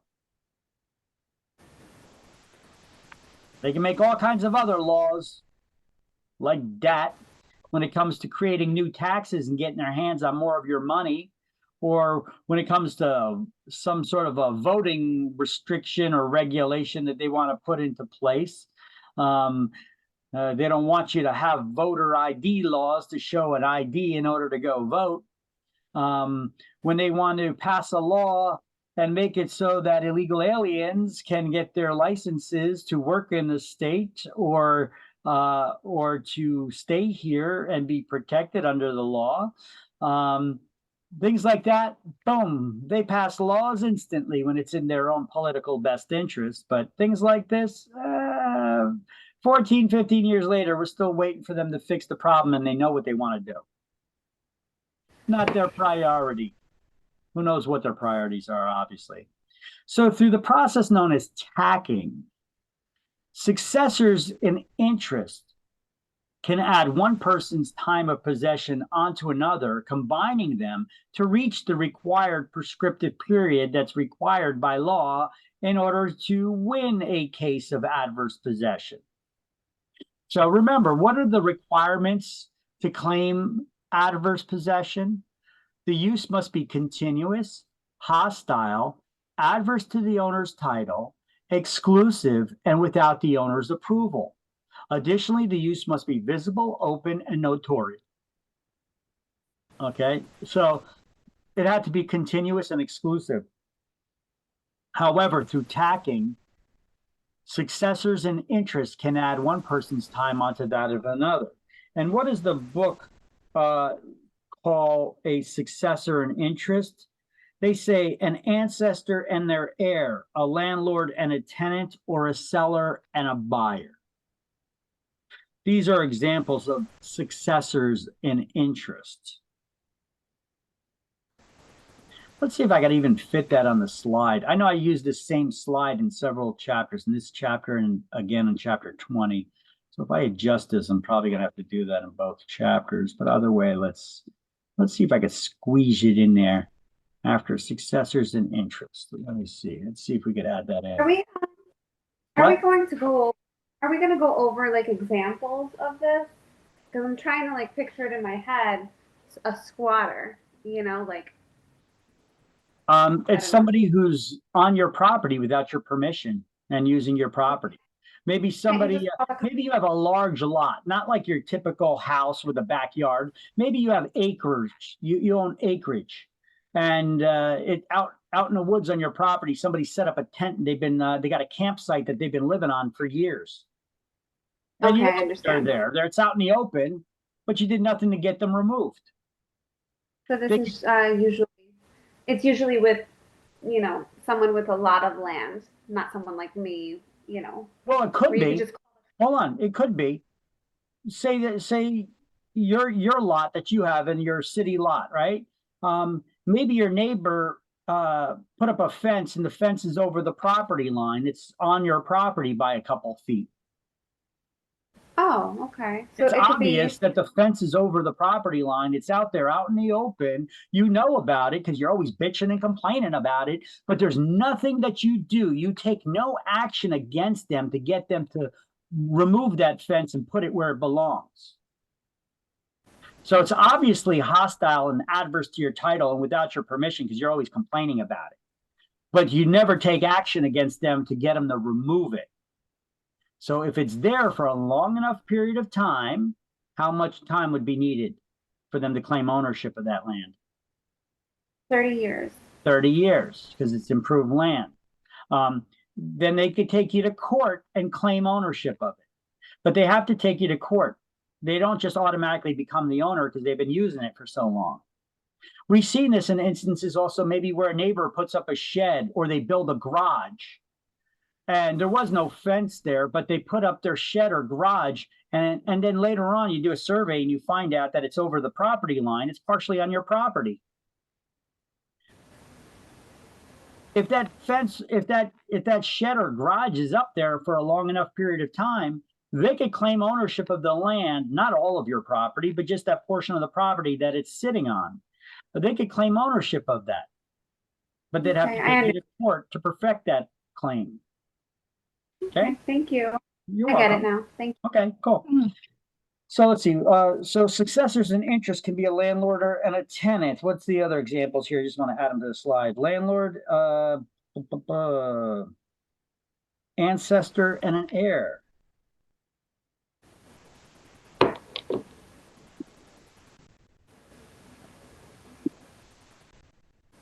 Ancestor and heir. Landlord and tenant, or seller and a buyer.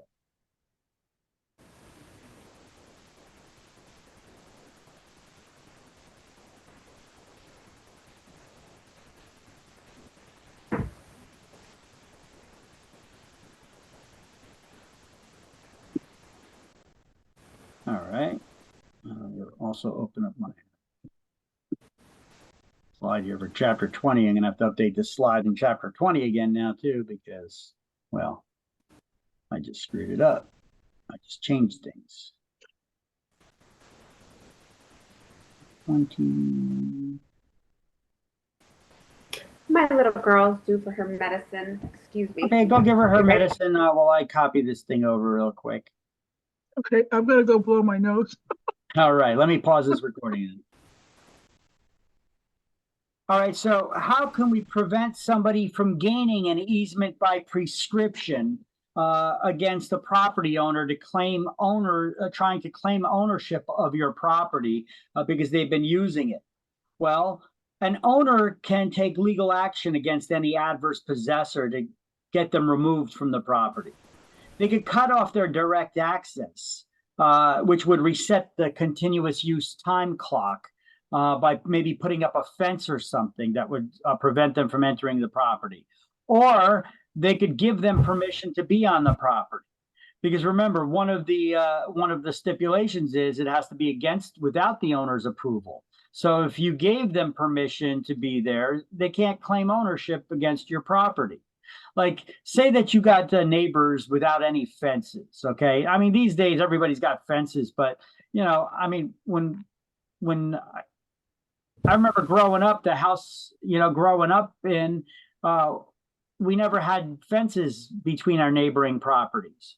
So some neighbors had gardens in the backyards, you know, and if you Mhm. shared a space and you have a garden that goes over the property line, if you've been gardening on someone else's property, but you never got their permission to do it, but they didn't take any action against you, they're, you know, you can't, they could possibly claim an easement by prescription, but if you gave them permission to garden in your backyard and use part of it, they can't claim an easement by prescription against you because you gave them permission. And there's it has to be hostile and adverse to your title, but without the owner's approval. And an easement by prescription cannot be claimed against publicly owned land. So say that you have a property that's right next to the corner, a corner lot, and that corner lot is actually owned by the city. And the city never comes by and cuts the grass, so you just took it upon yourself to cut the grass all the time. So if you've been doing that for years and years and years, you know, city never comes by, maintains it, you've been using it. Hell, you even put up a volleyball net on it, maybe to play volleyball or something, you know. You can't claim an easement by prescription because you've been maintaining and taking care of that property for the period of time that's required. Because you can't claim an easement by prescription against publicly owned land.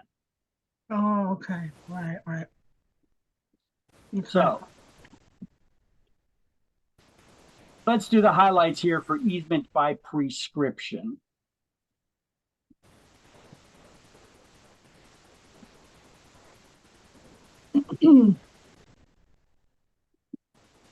This is on page 110 and 111. I know we already did the highlights in chapter 20 that spoke about easements by prescription. Here on chapter 6 and page 110, 111, talking about easement by prescription. When someone's used another person's land for a certain period of time as defined by law, an easement by prescription may be claimed. Claim its use must have been continuous, hostile, adverse to the owner's title, exclusive, and without the owner's approval. Additionally, the use must be visible, open, and notorious. They say here in the book that New Jersey's law is silent to the required number of years. However, courts appeared to support the minimum of 30 years of adverse use. Well, the book manufacturer doesn't know what the hell they're talking about. The lady that was writing this, she don't know what she's talking about. She says that the New Jersey law is silent. Yeah, you look at the last version book that came out, she wrote 20 years for the common law because she was expecting New Jersey to have already passed the law by now. And then the previous year prior to that, it said 30 and 60 years, you know, and that they're going to change it to 20, you know. So like they even kind of sort of knew what was going to happen, but then they figured that it would have already occurred by now, but now they changed the book back again to say, well, New Jersey's law is silent on it, but it appears they support 30 years. No, they're going to change the law. It's actually still on the books that they're going to, you know, if you could go to New Jersey's legislature site, you could see where they're arguing it out, or where they have it on dockets where they're supposed to be coming up to legislate on it, to vote on it. But that's been for like 15 years now. And they kind of like just don't address some of the issues.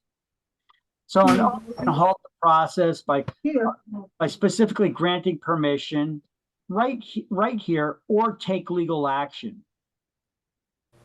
So they could specifically grant permission for use, or by cutting off continuous use, or take legal action. So that's why I wrote or take legal action above that.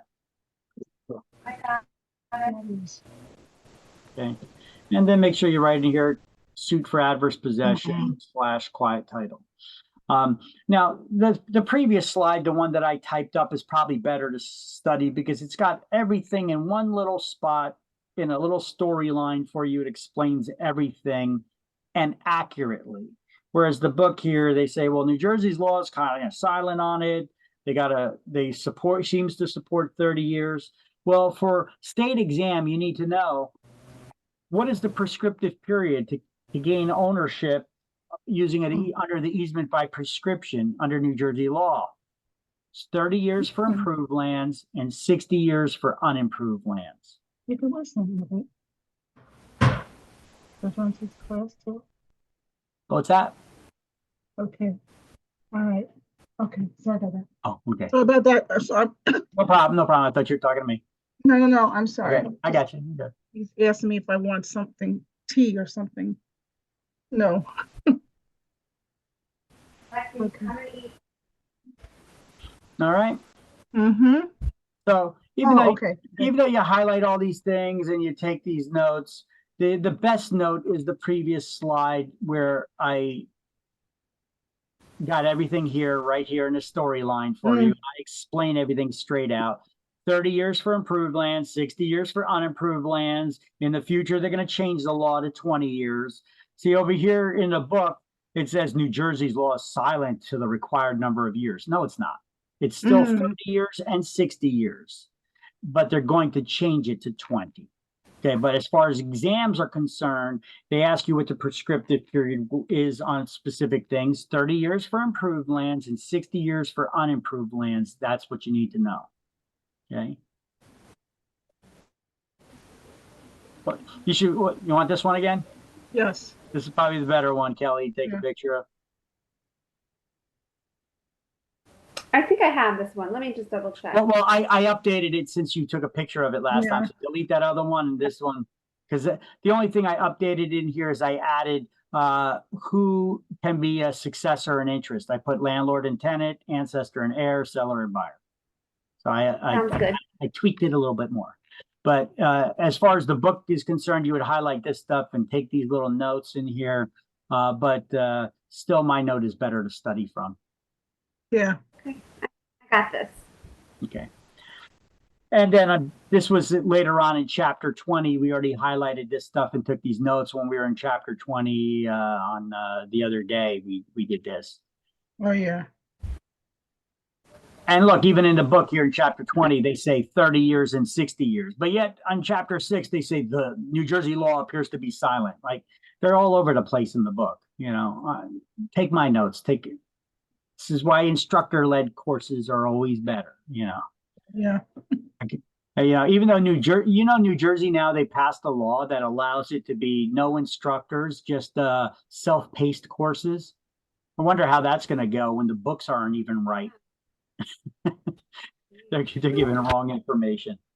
The instructors really know the right stuff here. Pretty should. Okay, so here's that example I told you, and here's an example I actually had where I had a listing once. This was in Piscataway, where there was a street over here and there was a street on this side, and the corner here was a city-owned lot. And these people, they had a fence here for their backyard because they had a pool. And then over here, it was just all open over here.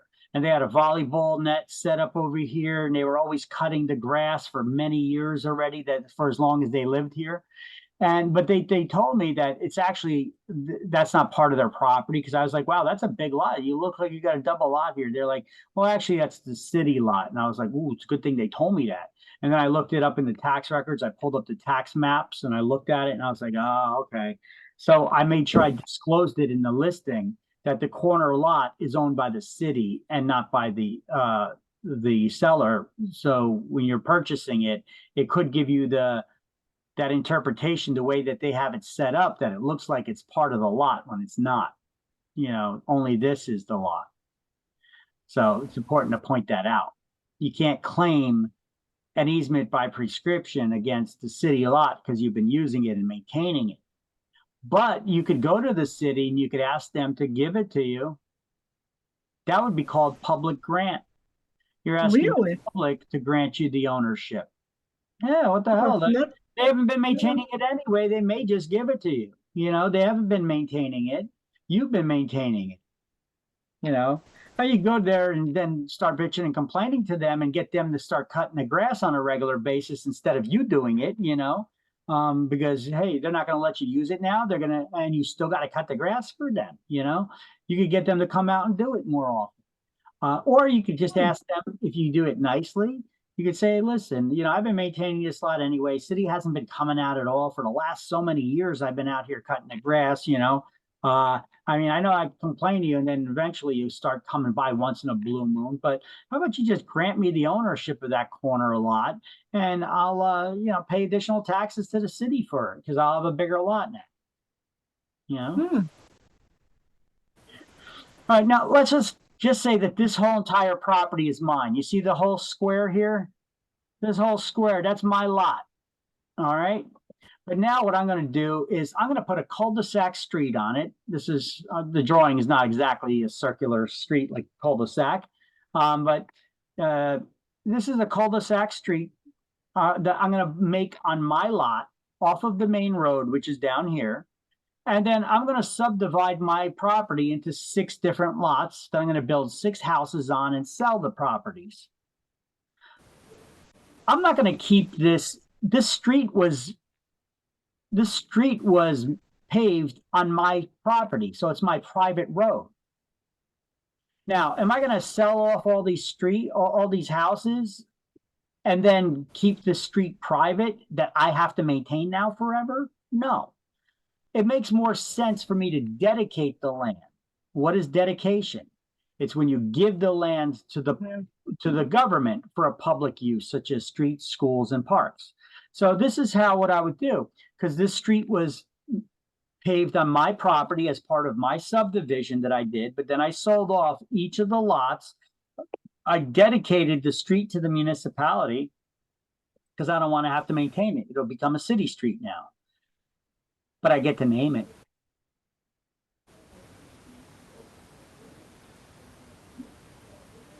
That's Kaminsky Circle.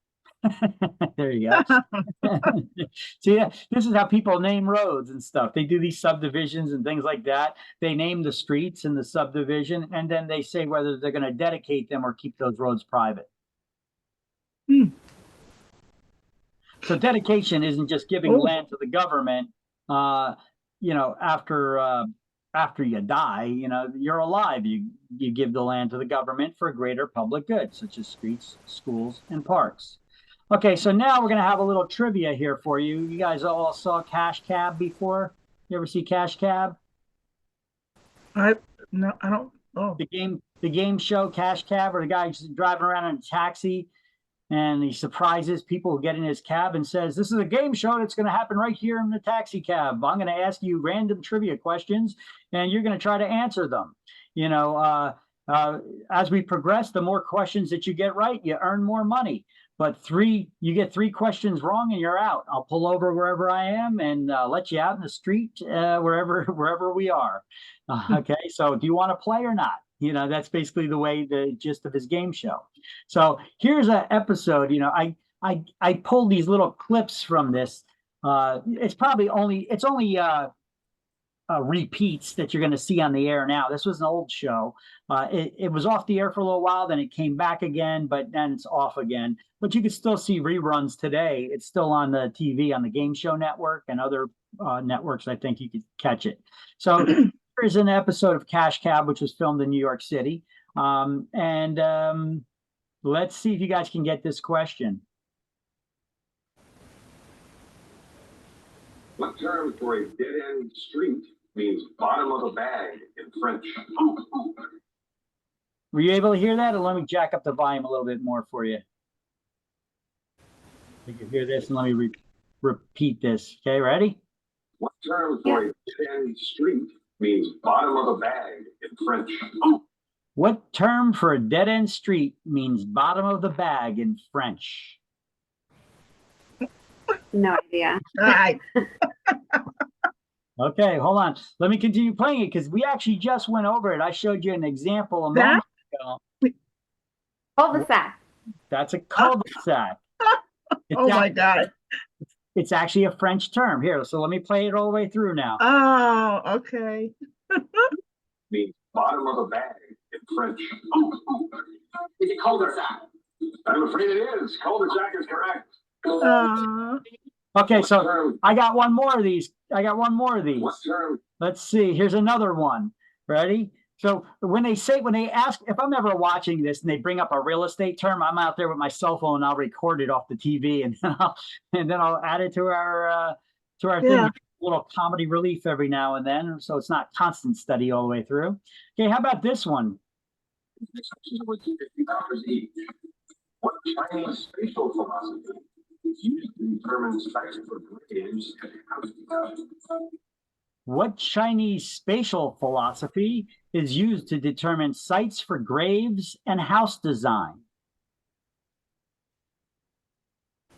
Oh, I have not a clue.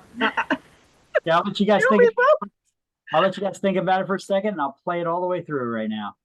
Next question is worth $50 each. What Chinese spatial philosophy is used to determine sites for graves and house design? That is correct. She said feng shui. Oh, God, that I would have failed. Well, you get 3 strikes before you're out. She only had 2, and she got that one right, and so she's up to $100 now. All right. And then they Right. light challenges and all kinds of stuff. You guys never seen this show before? No, but I'll It's a look. really good show. If you like watching like game shows and stuff, the trivia Yeah. show is actually really good because people come in. You see how it all lights up in the roof lights up, Yeah. the squares that flash and blink. So he gets people that come in and he just acts like a regular cab driver. He's like, "Hey, where you going? Where you going?" You know. And then people get in, and then he turns on the lights, and it goes, "Ooh," and all the lights start flickering, and he's like, "You just stepped into the cash cab. It's a game show that happens right here in my cab." You know, it's pretty Pretty neat cool. show. It's pretty neat Mhm. show. You've seen people that, and then people, if they take like the long rides, some people got all the way to the end and they won a couple $1,000. And then Oh, he's like, okay, well, here's the cash. I could give it to you now, or you could risk it all on a video bonus question and go double for nothing, double or nothing. Mm. So then he'll play like a little video for them that they have to try to answer the question for, and risk either losing it all or doubling it. You know? And some people you see lost it all. Some people they just say, "Nah, we'll walk away with what we got." You know, so Smart. it's a neat show. It's a neat show. If you ever get a chance, look it up. It's called Cash I Cab. am. Yeah. Next question. All right. So that's, if you notice the way that I read the end of quiz chapter questions, sometimes I kind of read them like that guy did. You know, I'm like, okay, the way that this works is I'm going to read the answers on the right hand side of the page. You guys are going to shout out what you think the corresponding answer is on the left hand side of the page. There's no penalties for wrong answers, so shout them out as you got them. Are you ready? You know, he does that same thing in Cash Cab. That's the way he reads. All right. So let's see. Easement by prescription. Here's another example of easement by prescription. So we have lot A on the left and lot B on the right. Here's where the property line actually is. And there's a fence that's right here, clearly over the property line onto lot owner B's property. Now, how long does that fence need to be there in order for lot A owner to claim an easement by prescription? Well, I already got it written here, 30 years. Because it's improved lands, there's a house on it. It's not vacant woodlands. So now, how can lot owner B prevent lot owner A from claiming an easement by prescription if they've already had that fence there for 30 years? Well, one, they could take A to court. Lot owner B can take lot owner A to court and get them to remove the fence off their property if they're the ones that put it there. Lot owner, let's see, lot owner B can give permission to lot owner A to have the fence there. I'm going to give you permission to be there till the end of the month, and then you got to remove it by then. But by giving them that permission, they reset the time clock. So they would need to have it there for another entire 30 years, and that'll give them plenty of time now to take action against them to get them to remove it. Or they could cut off their direct access by putting a fence where it actually belongs, right on the property line, cutting off their direct access, also resetting the time clock, and which time that they could get them to remove that fence. Now, who put that fence there? Well, we don't know. It could have been lot owner A or a previous owner of lot owner A, or maybe it was lot owner B or a previous owner of lot owner B. Maybe they were just being a good neighbor, and instead of putting the fence on the property line where they weren't sure exactly where it was, so they put it in a couple feet inside the property line, just trying to be good neighbors. And then after a while, the lot owner A, the years and time goes by, different owners, now they assume that that's where the property line is, where the fence is. See, this is why you can't assume anything. You When the know? survey comes in, right? Yeah, yeah. You know, I gotta put this little skit. I gotta really put this little skit now. I got it on my cell phone. There we go. You know what? I'm gonna post this. I'm gonna post this little skit to our YouTube page. How about that? Then I'm gonna share it right here. And I got a little skit from Benny Hill. Anybody remember the late great Benny Hill? I've heard of him, yes. Benny Hill was a comedian, British comedian. Normally kind of perverted, but this one's not. This one's not a perverted skit at all. But so I'll just show this one from my cell phone for you, and let me crank up the volume on it so you could hear it. Okay. Maybe you could also see his picture. Oh.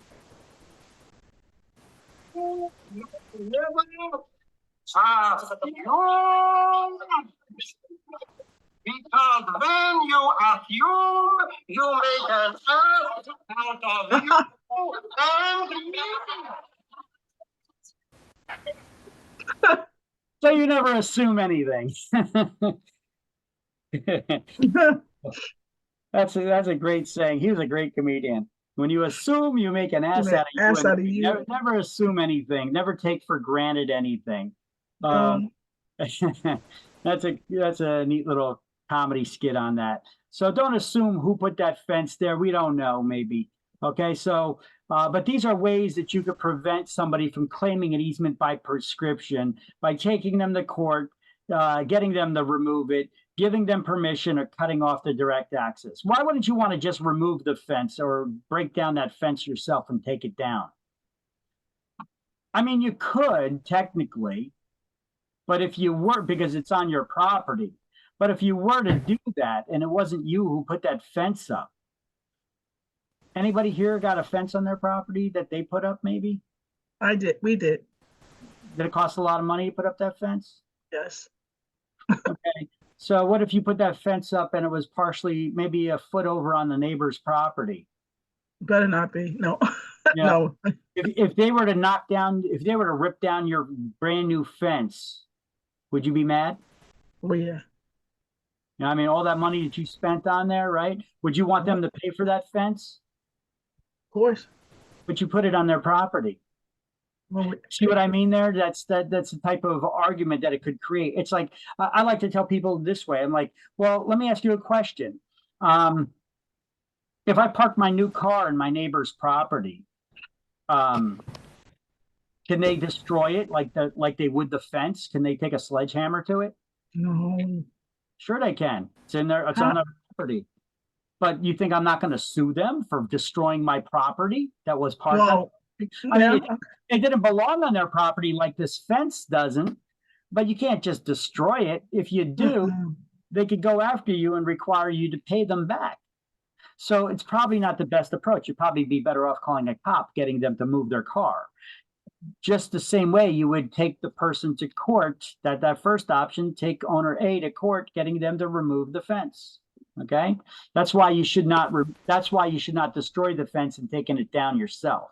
But I mean, if we're at drastic terms now, we're just before that 30 years where they could claim that easement by prescription. I mean, really, you could give them permission, you know, or you could cut off their direct access, putting up your own fence. But if you wanted to just take that drastic route, you can tear down that fence. But be warned, your neighbor is probably going to take you to court and get you to pay them back money now for destroying their fence.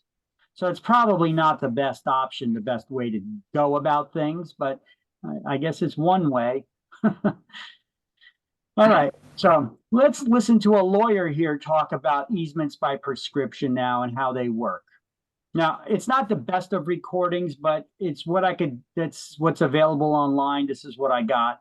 But this is a lawyer explaining situations where these types of easements by prescription come about. Okay, so let's just watch her. Or for just a property owner, I think a lot of times people don't even realize that this body of law exists. Maybe when you own your first home or you get your first survey, you start to realize how important boundaries can be. My name is Jessica Shrestha. I'm an attorney at Wheeler, Van Sickle, and Anderson. That's here in Madison, Wisconsin. The concept of adverse possession is that, well, first you start, everyone has a deed to their property. There's a legal description, there's a boundary, whether it's a lot or something else, specific distances, and that's your boundary. But as everyone knows, it's hard to figure out where those are. And a lot of times actual occupation on the ground doesn't necessarily match the real boundary. Sometimes it's a matter of a few inches, but sometimes it gets to be, we're talking feet, acres, a whole 40-acre parcel sometimes. And it turns out that if you occupy and use an area of property for long enough and treat it as your own property, the doctrine of adverse possession makes that your property by law. It's more complicated exactly how that applies, but that's the basic concept. Over time, property can become yours even if you don't have a deed that describes it. Adverse possession comes up most often for a typical property owner with a fence. That's really the classic example, and that has been for as long as you've had, real property and the law of adverse possession. Someone will construct a fence, and even if they get a survey to tell them exactly where the property line is, they might construct their fence a foot inside their property. They want to make sure they can stay on the other side, for example, or a foot on the other side. Sometimes it's a greater distance. And over time, they forget, or maybe they didn't know where the exact boundary was in the first place, and that fence might become the boundary by operation of adverse possession. Same thing goes with lines of trees and hedges, or even people might place a shed on a neighbor's property. And that's in a city lot. The same thing, though, can happen with pasturing cattle or with fences for cropland. When a client or a potential new client comes to me and they think they have a boundary dispute or maybe an adverse possession situation, to start, I think the easiest way to think about it is you have to ask the basic questions: the who, what, when, where, why, and how. The who is really important. Who are the parties involved? With adverse possession, it's not going to just be the current property owner necessarily. Do you have a governmental entity who owned that property 20 years ago? So what sort of property is involved? Is it hunting property, a city lot? Those are important things to know about property and deciding if you have adverse possession. When? Are we talking 20 years of adverse possession? Was it occupied between 1930, 1950? What time period? Where? How much property is involved? What is the actual boundary line that's in dispute? And why? There's a recent case in Wilcox versus the state of Hines that told us it is important why you were possessing the property. Did you intend to possess it? Was it with the permission of the true owner? Did you think it was your property? And then very importantly, how? What were your acts of possession that constitute adverse possession? When I have all of that information, I sit down and I think, does this equal adverse possession? I compare it to the case law. And then I start to think about possible defenses and different related doctrines maybe that could come into play, such as the doctrine of acquiescence or easements. Attorneys should know that the statute isn't going to answer their question in most cases. You need to look at the entire body of law that has developed over time. The adverse possession statutes actually codify the common law. And so there are different elements even in the cases than ours are listed even in the statute. So the elements of adverse possession are continuous, exclusive, open and notorious, and hostile possession, whereas there is no reference of most of those terms in the statutes themselves. Attorneys also need to know that you shouldn't just look at either the first case or even the last case. It's been a long and complex doctrine that has evolved over time. And a good place to start is probably the latest case, but there are plenty of cases from over 100 years ago that I still reference and that are still relevant good law that you will need to be aware of. Part of why I wrote my article is sometimes it's really hard to find a good summary of adverse possession law. A lot of the treatises will have it, but that's on a nationwide basis. And our state, along with a lot of other states, have has developed the law in its own way. So I think the best way to sort of follow along and know what you should be looking at is to just go through the cases. You're going to have to do your case law research. Hopefully my article will give you a good starting point, but from there you just have to get into the topic. All right, so she gives a pretty good explanation about, it's usually dealing with farmland, but it could sometimes deal with city land and lots where it's just a fence, and it could be a few inches, it could be a few feet that they put the fence in the property line or over the property line. You forgot the circumstances of how it came about. It could have been from previous owners, So there's a lot of different possibilities of how this could have happened, when it happened, what kind of property it happens on. So is it easy to claim adverse possession? No, not necessarily. That was her point there. Okay, so let's see some examples of adverse possession and how criminals use it to their advantage, especially with criminals as well as ignorant people. You get people that they see something online, it's got to be true because you've seen it online, right? So you get look, there's a lot of examples online on YouTube. You could go to YouTube and you could see this online where you got people showing you how to get rich quick. Well, you don't need money to even buy real estate. How you could just take possession of someone's property and start earning a living, and maybe even become the owner of that property. And it's like all kinds of false information. It's going to end up landing you in jail, or get prosecuted for fraud and all kinds of other things. And unfortunately, no matter how many times I report it to YouTube, YouTube says it doesn't violate their terms of conduct. And I thought that advising people on how to break the law would be, but I guess I was wrong. Wow. More bizarre business story. We're going to talk about the headlines, but the young man moved into a $2.5 million mansion near Miami without paying a dime. We first told you about this story Friday morning, but we're now learning that this has become a national trend, and some of the people doing it are even connected to an anti-government group the FBI classifies as domestic terrorists. Boca Raton, one of the poshest zip codes in Florida, is abuzz this morning over what is happening inside this $2.5 million, 7,500 square foot waterside mansion. The bank foreclosed a couple of years ago, but now a 23-year-old named Andre Barbosa has simply moved in. Nobody's happy. We all spent a lot of money to live on this street. Barbosa is using an obscure legal concept on the books in every state called adverse possession, which says if you live in an empty home for a certain amount of time, it's yours. Adverse possession is being attempted all over America. Susan Weidman took over a series of homes in the Atlanta area. I filed adverse possession back in February as Susan Weidman at the DeKalb courthouse. So I'm not just, transient squatter here. This $3.3 million house near Raleigh, complete with an elevator, got caught up in this whole mess when Sean Pendergraft claimed he owned the house. It's not a scam. Everything we're doing is lawful. There have always been squatters, but the housing crisis has put the phenomenon on steroids. Some of the people using adverse possession are connected to a sometimes violent anti-government movement known as sovereign citizens, who believe U.S. laws do not apply to them. A police officer. You often see this. Has anybody ever watched Cops or Live PD on TV? And you see that somebody gets pulled over and the cop asks for their driver's license and they say they don't have one. Then they say they don't need one because I'm traveling. And sometimes the cops, they're like, oh, you're one of them. You're one of those people, because they believe they're sovereign citizens. I'm not driving, I'm traveling. I'm just traveling through the area. I'm not driving. Therefore, I don't need a license. I'm a sovereign citizen. So your laws don't apply to me, but that's idiocy. These people this is some kind of nonsense they read online. And somebody gives, I guess, a good enough spiel to them that their ignorance gets the best of them. And so real estate is no different pertaining to these people. That's what this is explaining.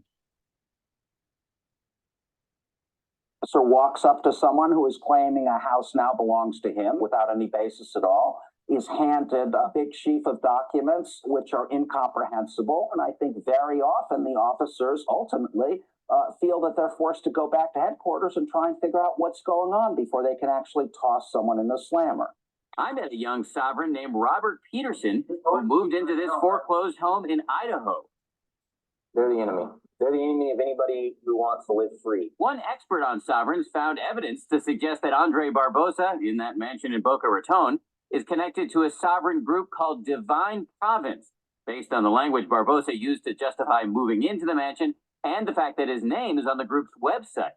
Before you get any ideas about trying to use adverse possession, consider that the sheriffs forced Robert Peterson out of this house, and remember Susan Weidman, arrested for racketeering, and Sean Pendergraft, also arrested for obtaining property by false pretense. All the legal arguments he may make or the documents he may file will all end up leading to the same conclusion. And that is that he gets kicked out because he has no legal right to be there. As for Andre Barbosa, he may be running out of time in that mansion in Boca. Bank of America has now filed a claim in court claiming it is the rightful owner of the home. It's so crazy that they're arguing that the law's on their side. They are in kind of 1/3 right. Fascinating story. All right. Yeah, it is kind of crazy. And like he said, they're kind of like 1/3 right. See, knowing a little bit of the law can be a dangerous thing. Stressing little of the law, knowing little of the law. Here's another example. Now a warning about the risks more and more people are taking to get a house for next to nothing. It's an obscure law some hope to cash in on, but often land in jail instead. Our Chris Trankman joins us live in Polk County to explain more on this. Chris?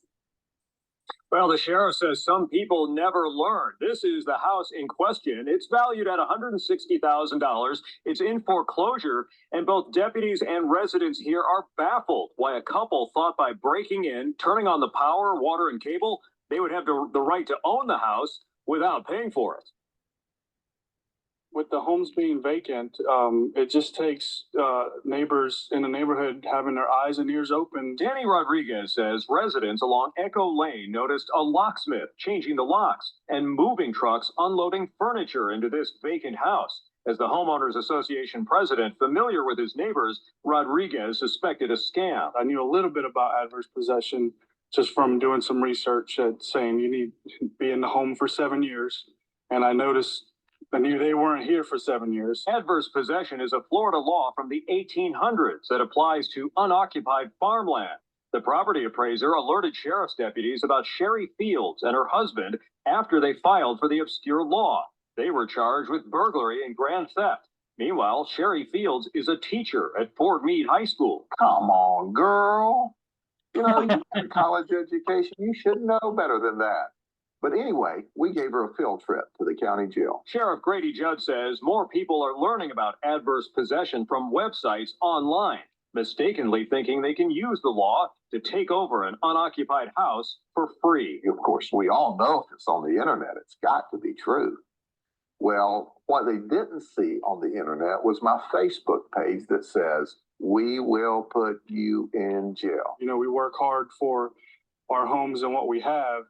And it's not fair for someone to just come in and take somebody's possession like that. And the sheriff says the school teacher and her husband are going on another field trip, this time for a crash course on Florida law. They'll be in a courtroom tomorrow. We're live in Polk County. Chris Trankman, ABC Action News. That Sheriff Grady's funny. I don't know if you guys ever seen him on the news before, that Sheriff Grady. In Polk County, Florida, for various things. You see him in the news sometimes for carjackings or crimes or whatever. But this guy's he's got a hell of a sense of humor. But he's directing to the point. But he's got a good sense of humor. He's like, "Come on, girl, you know better than that." Well, anyway, we gave her a field trip to the county. Field trip. Oh my God, that's funny. Here's one more on this. Caught in the act, how one woman stopped a group of squatters from moving into a vacant home she owned. Now this one's a little bit different because now this one actually happens in California. And this is just another example of how politics can play a big role in real estate and being aware of it. You know, whether you're into politics or not, you need to be aware politics affects real estate at every aspect of real estate. And it could be everything from the laws and ordinances that are passed locally or nationally on a national level.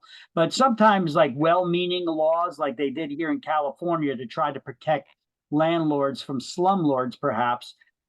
Sometimes they go overboard with their protections, and California is known for this. Like they rather protect criminals even over than law-abiding citizens. But it makes it really hard on a homeowner who's trying to rent out their house. That well, I'll let them explain it right here. But New Jersey often follows the path of California.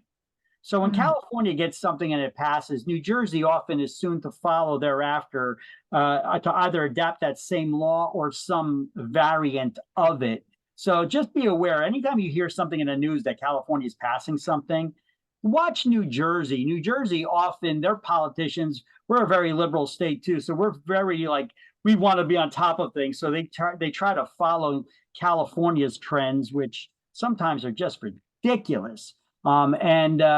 This is no different here. Good evening, I'm Jackie Parks. And I'm Todd Carley, 23 ABC's Mark Christian is live tonight from a home in Oildale where those squatters were trying to take up residence. Mark? Now, New Jersey is a tenant rights state, just like this California is, where they favor tenants over landlords. But that could be a problem for the property owner. Well, guys, if you think if someone is living in a home illegally, it'd be a simple case to get them out. The squatters move under the radar to try to move in very fast, and in some cases even changing the lock so they can move in before the owner finds out. I saw like about 20 people at my property trying to move in as fast as they could. After her previous tenant moved out, the home had only been vacant for 10 days. Unfortunately, some of these squatters have gotten pretty sophisticated. Rena Chanty was getting her home ready to put it up for rent when a neighbor called to tell her someone was trying to move in. The squatters were moving in a refrigerator, a washer and dryer. Basically everything a house needs.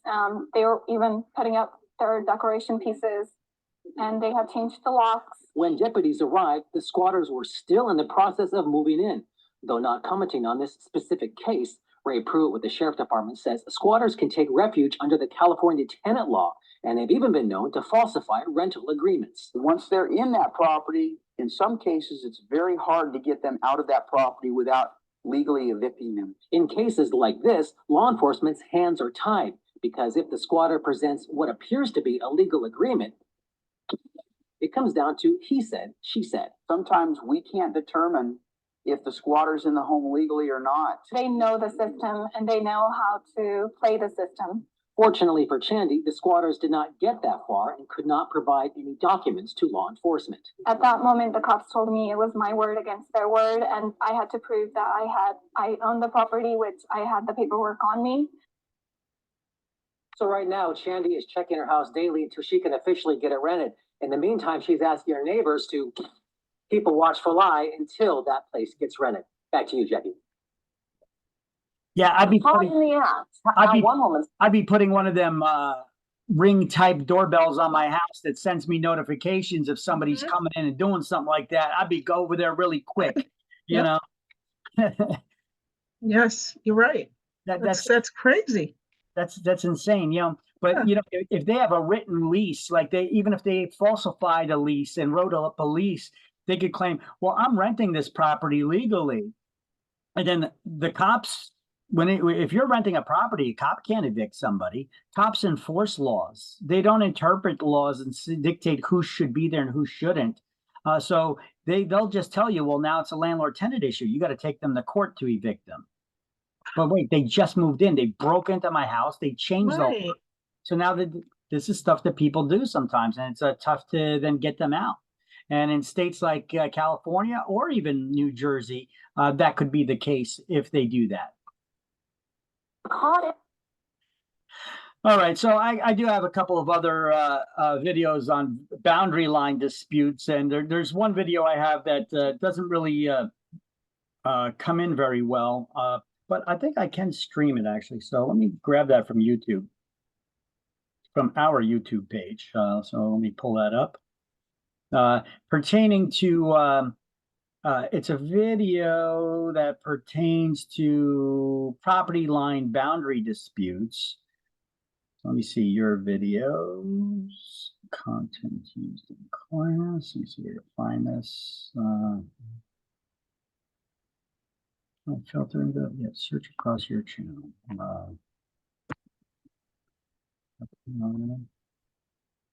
Yeah, here we go. Got it. So let me pull up this video and see if I could actually insert it into our slideshow here. Where's this party wall? Okay, before we do the party wall thing. And this will be the last video pertaining to this stuff. Insert.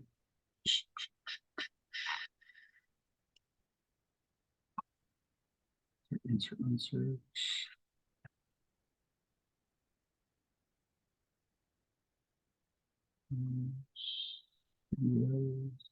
Video. Online video. Link there. Yes, hey, great. I found a great way to do it. Oh, that's weird. That put the Benny Hill video there. Okay, no, wrong video. Excuse me.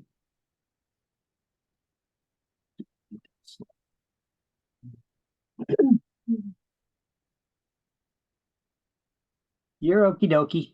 Let me see.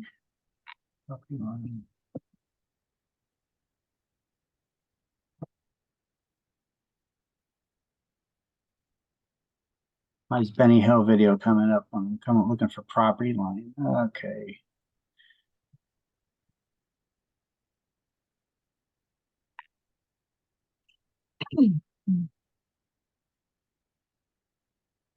Playlist. So playlist. Last content videos. Sorry. What's the matter? My phone is the house phone is ringing. That's all. Oh, I didn't even hear it. I didn't even hear it. Okay. Okay, so now here is an example of a property boundary line dispute that actually happened in Florida. Let's take a look at this. This is quite interesting. This is a wild story. New from Orlando, there are big questions tonight about what is going to happen to this house in Waveview Park now that a boundary dispute has reached a whole new level. Check out this fence. It splits a pool in two. Channel 9 Shannon Butler is live there in downtown Orlando, it's just south of downtown. And Shannon, this fence has neighbors scratching their heads and wondering what will happen next here. Now, let me give you, before she starts in on this report, let me give you a little insight on this and how this works. There was actually one of the neighbors is a realtor who tried listing this property for sale. She was unable to sell it because the next door neighbor is claiming that this house is partially on his property. So she didn't earn her commission out of it. So now she's all bent out of shape and she's injecting her 2 cents in here as if she's just a neighbor, you know, and you could obviously see this, but sometimes real estate agents are part of the problem too. But anyway, if this was your lot that you bought next door, now you find out that part of the house here is built on your lot and the city won't give you permission to build a house on this vacant lot that you bought at auction because you don't have a big enough lot. What are you going to do? Just take the loss, or are you going to now protect your property boundaries? You bought it and the neighboring house was built so big over the property line. You've got to either get that city to give you a variance, a permit to allow you to build a house on the smaller lot, which is something he tried to do. But now that realtor is standing in the way because he went this route to try to enforce his property rights. She's all bent out of shape and now she's becoming the problem. Yeah, if you walk down this street here in Waveview Park, it looks normal, right? There's a house on this lot. There's no house on this lot. But if you look behind the bushes here, you can see the guy without a house has put a fence on the guy with a house, making it clear where the property lines stand. Now everybody is asking, what's this guy do now? This home along Harding Street sat vacant for years, all because of a boundary dispute. The MLS listing says, quote, the pool and the garage are partially on the adjacent parcel and not included in this sale. Huh? It's such a mess that realtors don't even want to touch it. This realtor posting about it saying, quote, my job as a realtor is to help people buy and sell properties. Sometimes my job is to help people not to buy. So the house was just sold at an auction. Now what was a dispute has been taken one step further. The owner of this lot seemed to have put up a fence right through the pool of the other guy's lot, splitting the garage and that pool in half. That's where we stand now. We have a brand new owner of this house, and this is how they choose to make their statement to the new owner. Lisa Sconiers is a realtor and has lived across from the two properties for years. The history is long and sordid, but the easiest way to explain it is that both lots were owned by the same person, a house on each. He then sold them to the new owner, who then cleared the lots to build one big house. But that owner went into foreclosure and the lots were sold to two different people. So now this house is over the property line of the other lot. In the end, Sconier says this could have all been avoided. The city of Orlando didn't permit this the right way. What they should have made these people do is they should have made them replat the property into two separate properties. They never did that. Now we have reached out to both sides and the city. We're still waiting to hear back. Now, when it comes to this property here, this property owner is trying to get a petition. He's gone around to the neighbors, asking the neighbors to give him an exception to back it up because this lot isn't big enough for a house, to allow a house to be built there. Now the neighbors are saying, I don't know if I can back you on that because you asked us to do that before you did this, and this problem still isn't solved. Oh my God. But that's how you solve both problems. He's just trying to protect his property rights. He put the fence up where it belongs because the city said you don't have enough property there to build a house on. He's like, well, wait a minute. I do got a big enough property, but you allow the neighbor to build a property on it, to build their house partially on it.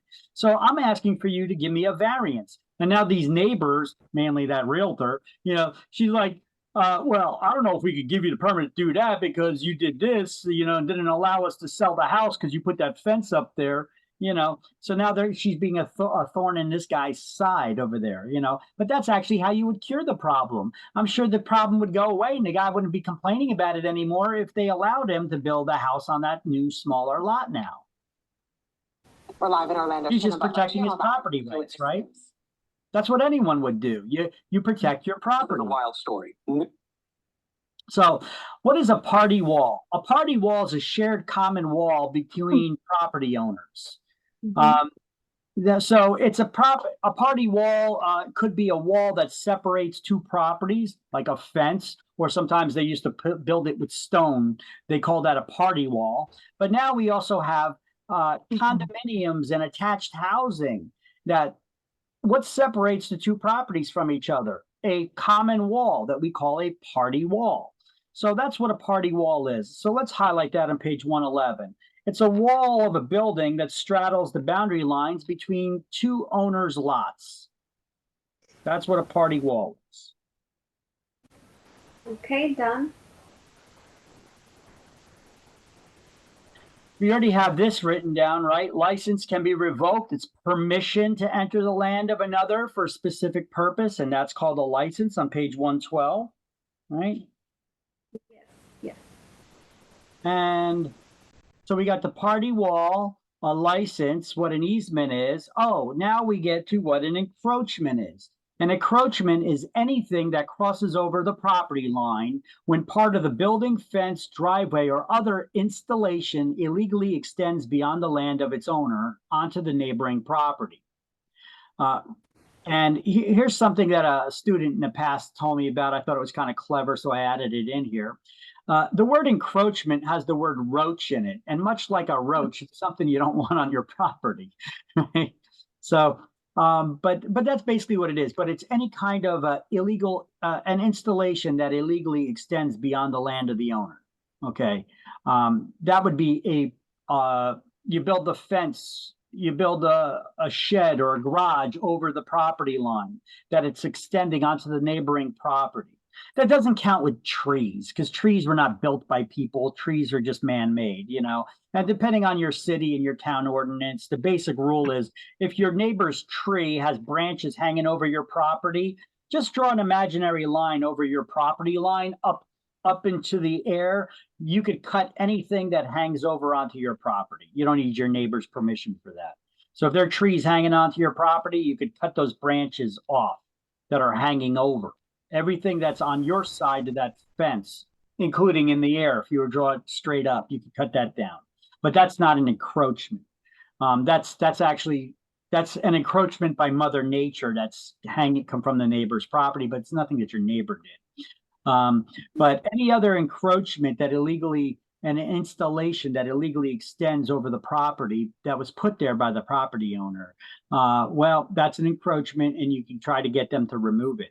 Because if it's there long enough, they could claim an easement by prescription and claim ownership of the land that it's sitting on. Okay. Okay.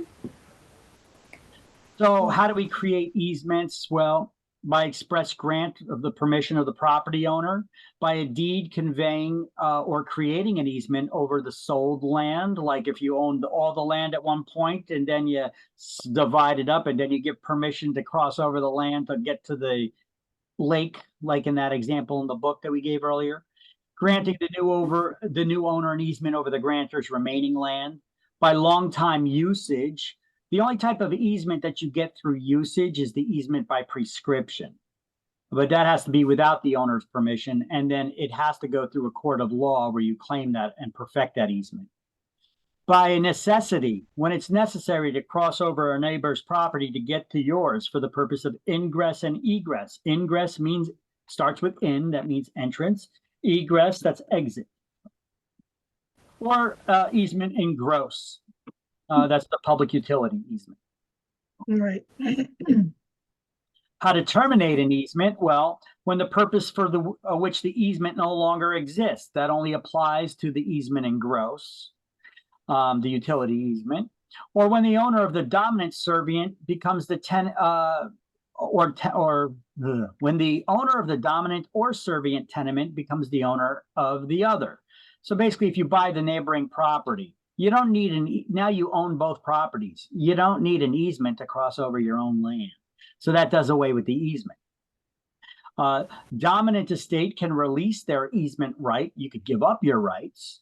They can't be taken from you by the servient estate, but the dominant estate can give up the easement right if they wanted to, or if the servient tries to buy it back from them, or by abandonment. However, keep in mind, the law is established on this that courts have ruled that simply not using your property does not constitute abandonment.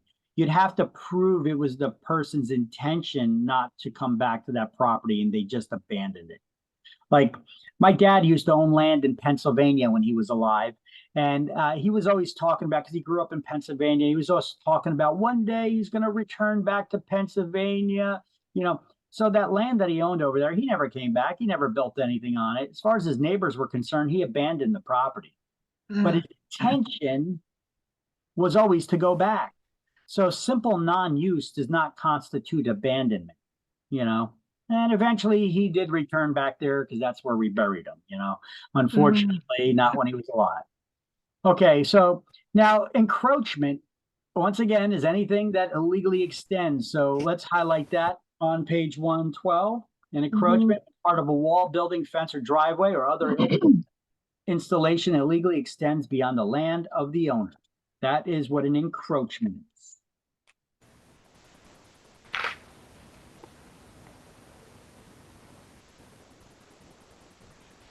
And then for deed restrictions, let's put our little notes here together because this is something that we went over at the beginning of the chapter. Any restrictions placed in deeds are called restrictive covenants. Remember, those are legal promises, but deed restrictions are restrictive legal promises that are put into deeds. And let's see, deed restrictions are restrictive clauses added to a deed when the property is conveyed by the seller to restrict the future owner's rights of how they can use the property. And what type of estate in land do you have when you when it's based on a restriction. It's called fee determinable, defeasible fee, or conditional fee estate, which we have the little cross reference where we went over that on page 104. So restrictions placed in deeds are called restrictive covenants, and estates and lands that are base ownership that's based on restriction. What kind of estate and land do you have? Fee determinable, defeasible, or conditional fee, because it's based on that condition. As long as you don't violate that condition, you remain the owner. What's the highest form of ownership? What's the highest estate in the land that's unrestricted ownership? It's not based on any restriction. Anybody recall? Simple. Yeah. Simple. Fee simple, or fee simple absolute, it's known as. Ones that are based on restrictions are fee determinable, defeasible, or conditional fee. So let me know when you guys got those notes down, and that would be the end of this chapter. We just do the key terms and we'll break for lunch. All good. Whew.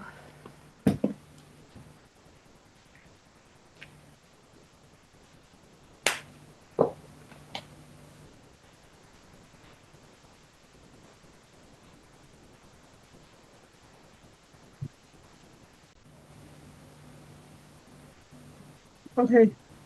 All right. Yep. So that's the end of that chapter. Now we could break for, not break for lunch yet. Hold on one second. We got 2 key terms to review for this chapter, so let's get them going. But before we start on them, next to key terms 1 on page 114, it's the letter A, where it says indefinitely, cross out the word indefinitely and write forever or a lifetime.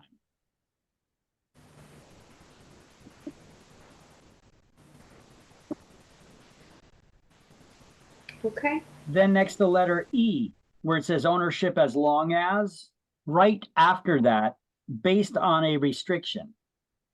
Based on a restriction. That's what that as long as. You have ownership as long as, it's based on a restriction, and as long as you don't violate that restriction, you're the owner. Okie dokie. And then for letter F, it says amount of ownership. Cross out the words of ownership and have it so that it just reads amount or kind of interest in real property or real estate, however you want to write it. Amount or kind of interest in real estate or real property. Okay. Okay.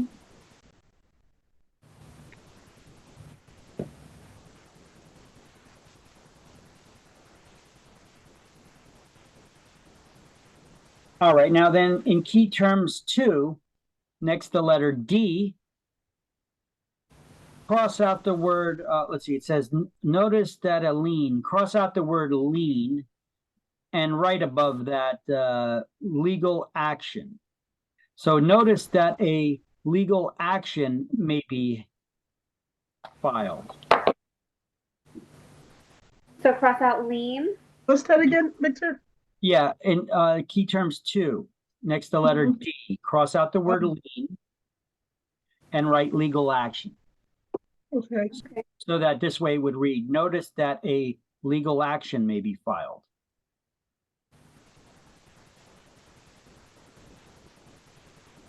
I feel like I'm not going to get any of these. Like my brain is just not processing anything today.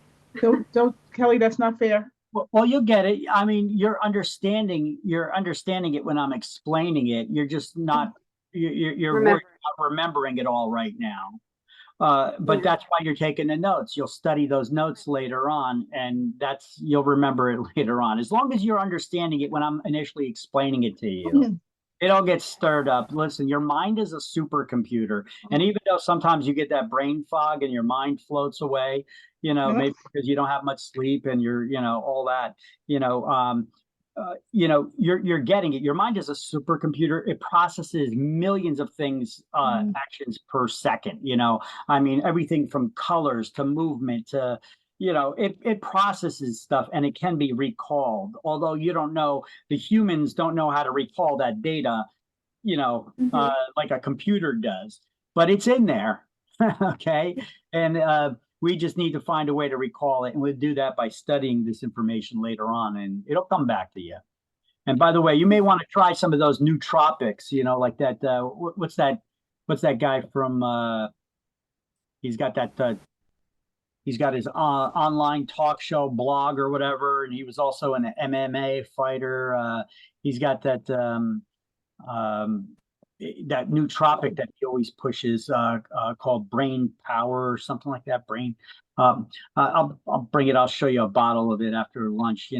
I tell you what, sometimes when my brain's like foggy like that, or I'm low on sleep or something, I take two of these things, give it about a half an hour, and I tell you what, you're on the top of your game the rest of the day. It's it works. Okay, where is it at? Oh, they're called nootropics, nootropics. It's basically all kinds of natural things. It's not a drug. It's all vitamins, minerals, and stuff that are that get your cells in your mind start working cohesively together. Gets them all firing. All right. Then we have letter J here. A third party who may cross out the word will and write may above it. May gain eventual ownership. Okay. Okay. Wait, tell me that number again. I'm sorry, guys. J? J, letter J in key terms 2. Crossing out the word may and replacing it, crossing out the word will, I'm sorry, and replacing it with may. Okay, thanks. All right. Okay. All right. And then letter L, this is the last one, just above, you're not crossing anything out, we're trying to write this just above the first word future, and we're writing the word possible. Possible future interest of an owner. Okay. So that's how it should read. Okay. Okay. All right. Oh, by the way, that nootropic that I was telling you about, that product, it's called Alpha Brain. There we go. Alpha. Yeah. Here, this is what it looks like. Wait. Okay. You guys today. Look at this. It's called. It's by a company called On It. You're on it. With Alpha Brain. Yeah. It improves memory and focus. It really does work. It really does work.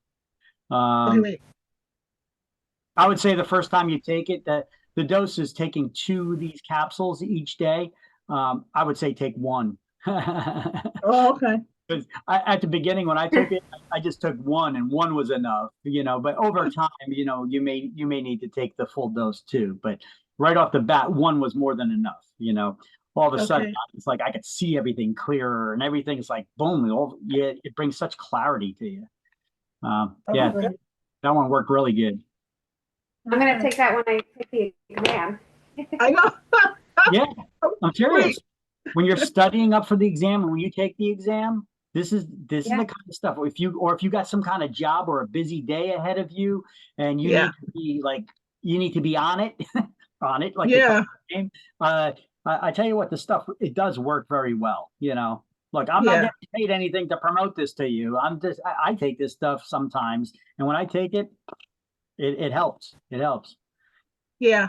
Okay, we're gonna do that. So I'm gonna deep 6 this 5-hour energy. That stuff is just like a jolt of caffeine. That's all that is. Caffeine and sugar. Yeah. Okay, we're good. All right. Let's do our key terms. Let's do our key terms to review now. Okay. And if you want, here, I'll put in the chat window a direct link to that, to this Alpha Brain there in your chat window if you want it. So let's get started on the key terms to review, and then we're going to break for lunch. Where the hell is the chat window? Okay. So, key terms 1, ownership lasting forever or a lifetime. Ownership lasting forever or a lifetime.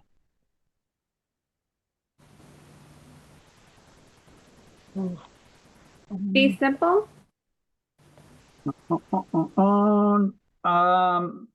It's not looking for a particular estate and land, but what do we call the whole category of estates and land that pertain to ownership? How about that's what they're looking for.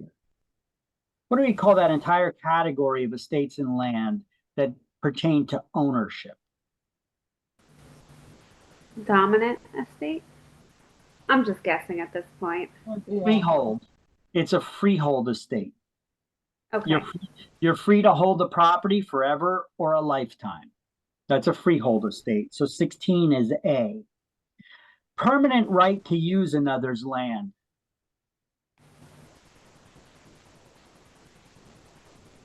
I remember going over this. I just don't remember the name. It's just an easement. Easements are rights. So an easement right. So it's simply an easement. 6 is B.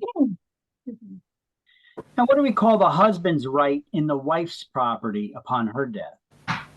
Courtesy. Courtesy, because men are courteous to women. That's the husband's right. 3 is H. 3 is C, I'm sorry. Okay. A right that runs with the land.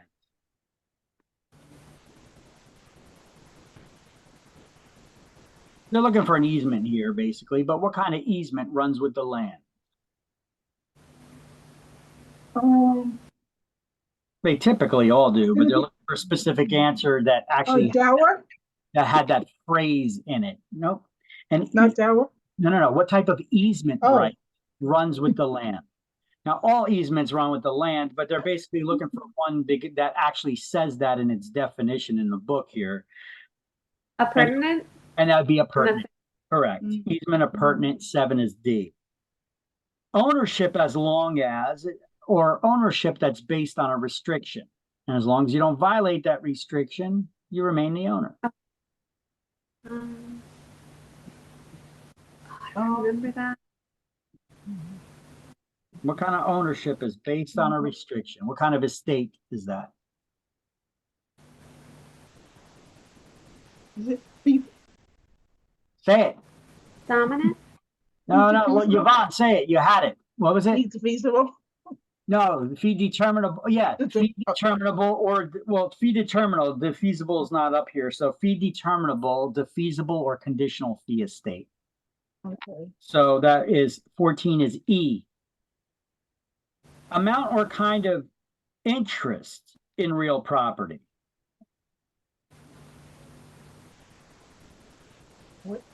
What's this whole chapter about?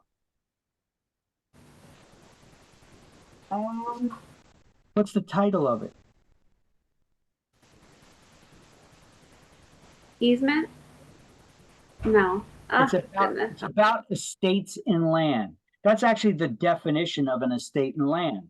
The amount and kind of interest that a person has in real property is known as an estate and land. So 13 F. 13 is F.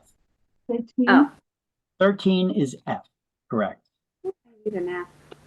Now, when we break for our lunch hour, you're going to eat your lunch and you're going to take a nap. I'm skipping lunch. I'm taking a nap. A right used for utility lines on another's land. Utility lines. A right. Easement and gross. Easement and gross. There you go. 10 is G. A right of access to a landlocked parcel. For the purpose of ingress and egress. Easement by necessity. Because it's necessary to gain access for egress and ingress and egress. Correct. 8 is H. A wife's right in her husband's property for all the property that he owned before he died. Dower, that's the wife's right because a doe is a deer, female deer. That's the wife's right. 5 is I. A right sometimes acquired through usage. Easement by necessity. How do you claim ownership of someone's property if you used it for a period of time? Prescription? By prescription. Easement by prescription. 9 is J.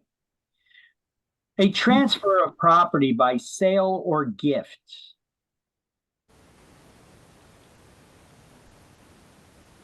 It's Convey? another word that means transfer. How about that? Convey? To convey. Yeah. To is K. Okay. Property that benefits from an easement. Who benefits from the easement? I should know that. Think about it for a second. Don't look at the answer options. Who benefits from an easement? Oh, not the dominant. The dominant. The dominant estate, the dominant one benefits, right?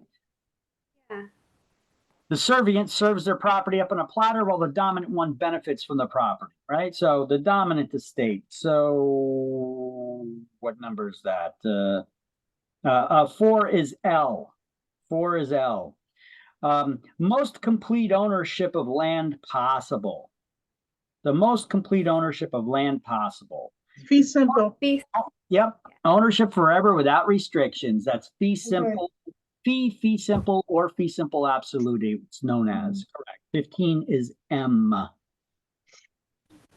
Any easement, encroachment, etc. Encumbrance. 12 is N. An encumbrance. Placed against real estate by a worker who has not yet been paid. Oh, construction lien? Construction lien, also known as a mechanics lien. That's correct. One is O. Yeah, Okay. construction lien was the option there. 1 is O. A building intruding on another's land. Encroachment. And encroachment. 11 is P, encroachment. All right. Key terms 2. Yeah, almost there, almost there. Structure owned by 2 adjoining landowners.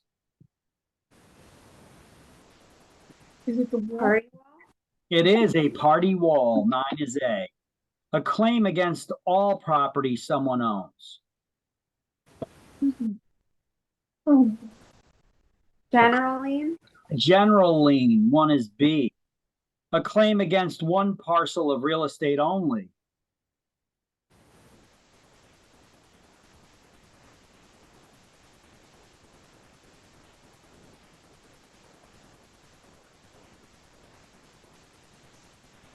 A claim Specific against lien? a specific lien. That's correct.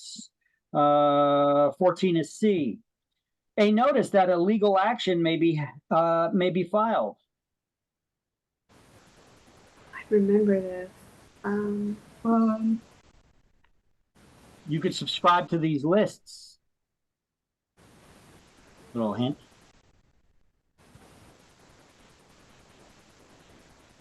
When people fall behind their mortgage payments. The public list notice. pendant? Is it a list pendant? It is a lis pendens, correct. Lis pendens. It's a notice of possible future legal action. 7 is D. Okay. Lender's claim against real estate. What do we call the lender's claim against real estate? Mortgage lien. A mortgage lien. That would be correct. 8 is E. Oh, yeah, I see it. Excuse me. Temporary permission. Temporary permission to enter another's land for a specific purpose. Use my pool. Okay. It's often verbal. It's not even in writing.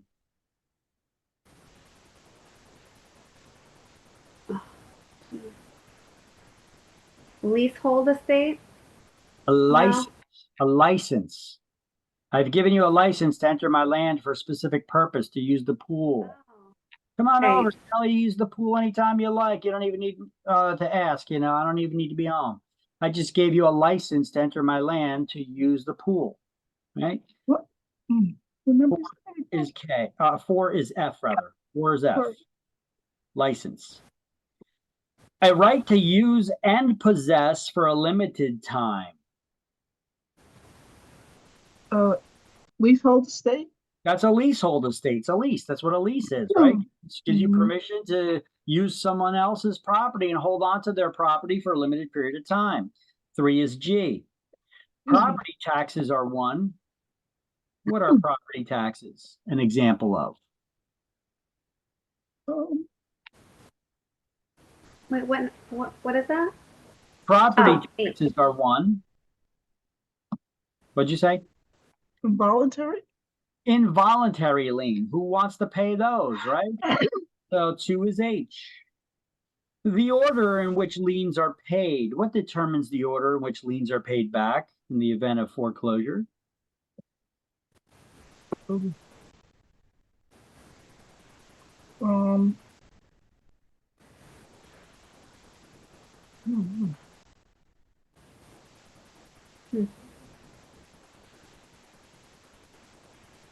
in the event of foreclosure, look, forget about looking at it. In the event of foreclosure, what determines which liens get paid back first? We know 2 things are certain. We know that taxes get paid first, but other than taxes, what determines the order in which liens are repaid? priority. According to their mortgage? priority. Oh, And what okay. establishes that priority? The date that they're reported, right? So priority. And is Oh, I. yeah, okay. Sometimes looking at the answers is the worst thing you could do first thing. Try to formulate the answer in your head before you ever look at the answer options. It's usually your brain recalls it, and looking at the answers just confuses you. Do the same thing on exam, guys. Try to formulate the answer in your head before you ever look at the answer option. Third party who may gain eventual ownership. What do we call a third party who may gain eventual ownership of a property? Remainder. A remainder man, yeah. 11 is J. The tract over which an easement runs. The one whose property is being walked all over. Servient? Yeah, the servient estate. 13 is K. Excuse me. Possible future interest of an owner. What do we call a possible future interest of an owner? Revisionary interest. It's a reversionary interest. 12 is L. 12 is L. Adding successive periods of usage in order to reach a prescriptive period. Tacking. Tacking? Tacking, to tack on one person's time to that of another. someone else. Is M, correct. Complete ownership until someone's death. Oh, we just learned that. Life estate? A life estate until you die, right? So 6 is N. Financial claim against real estate. What do we call financial claims on property? Liens? Liens, that's it. 5 is O. Mortgage or equity loan, for example. A mortgage or equity loan, for example. Voluntary. Voluntary liens. You went out of your way to get those. 16 P. See, guys, there's a little bit of a strategy here. Don't look at the answer options and try to formulate an answer in your head. Of course, that doesn't work for all the answer options, but what could do that is try to think of the answer before you ever look at the answer options. And another thing that you could do before you ever look at the answer options too is read the questions and reword them in your head in a way that you understand them, and ask yourself a question about the question, like I did. So I read the statements here and they weren't exactly that clear. So I asked a question about the question and boom, you guys got the answer. When I started doing this and I told you guys to stop looking at the answers right away, you guys were getting the answers quicker, if you guys noticed that at all. Okay. This is a good strategy to take for exams too. Okay. So that concluded chapter 6. So let's end that chapter 6. Stop that.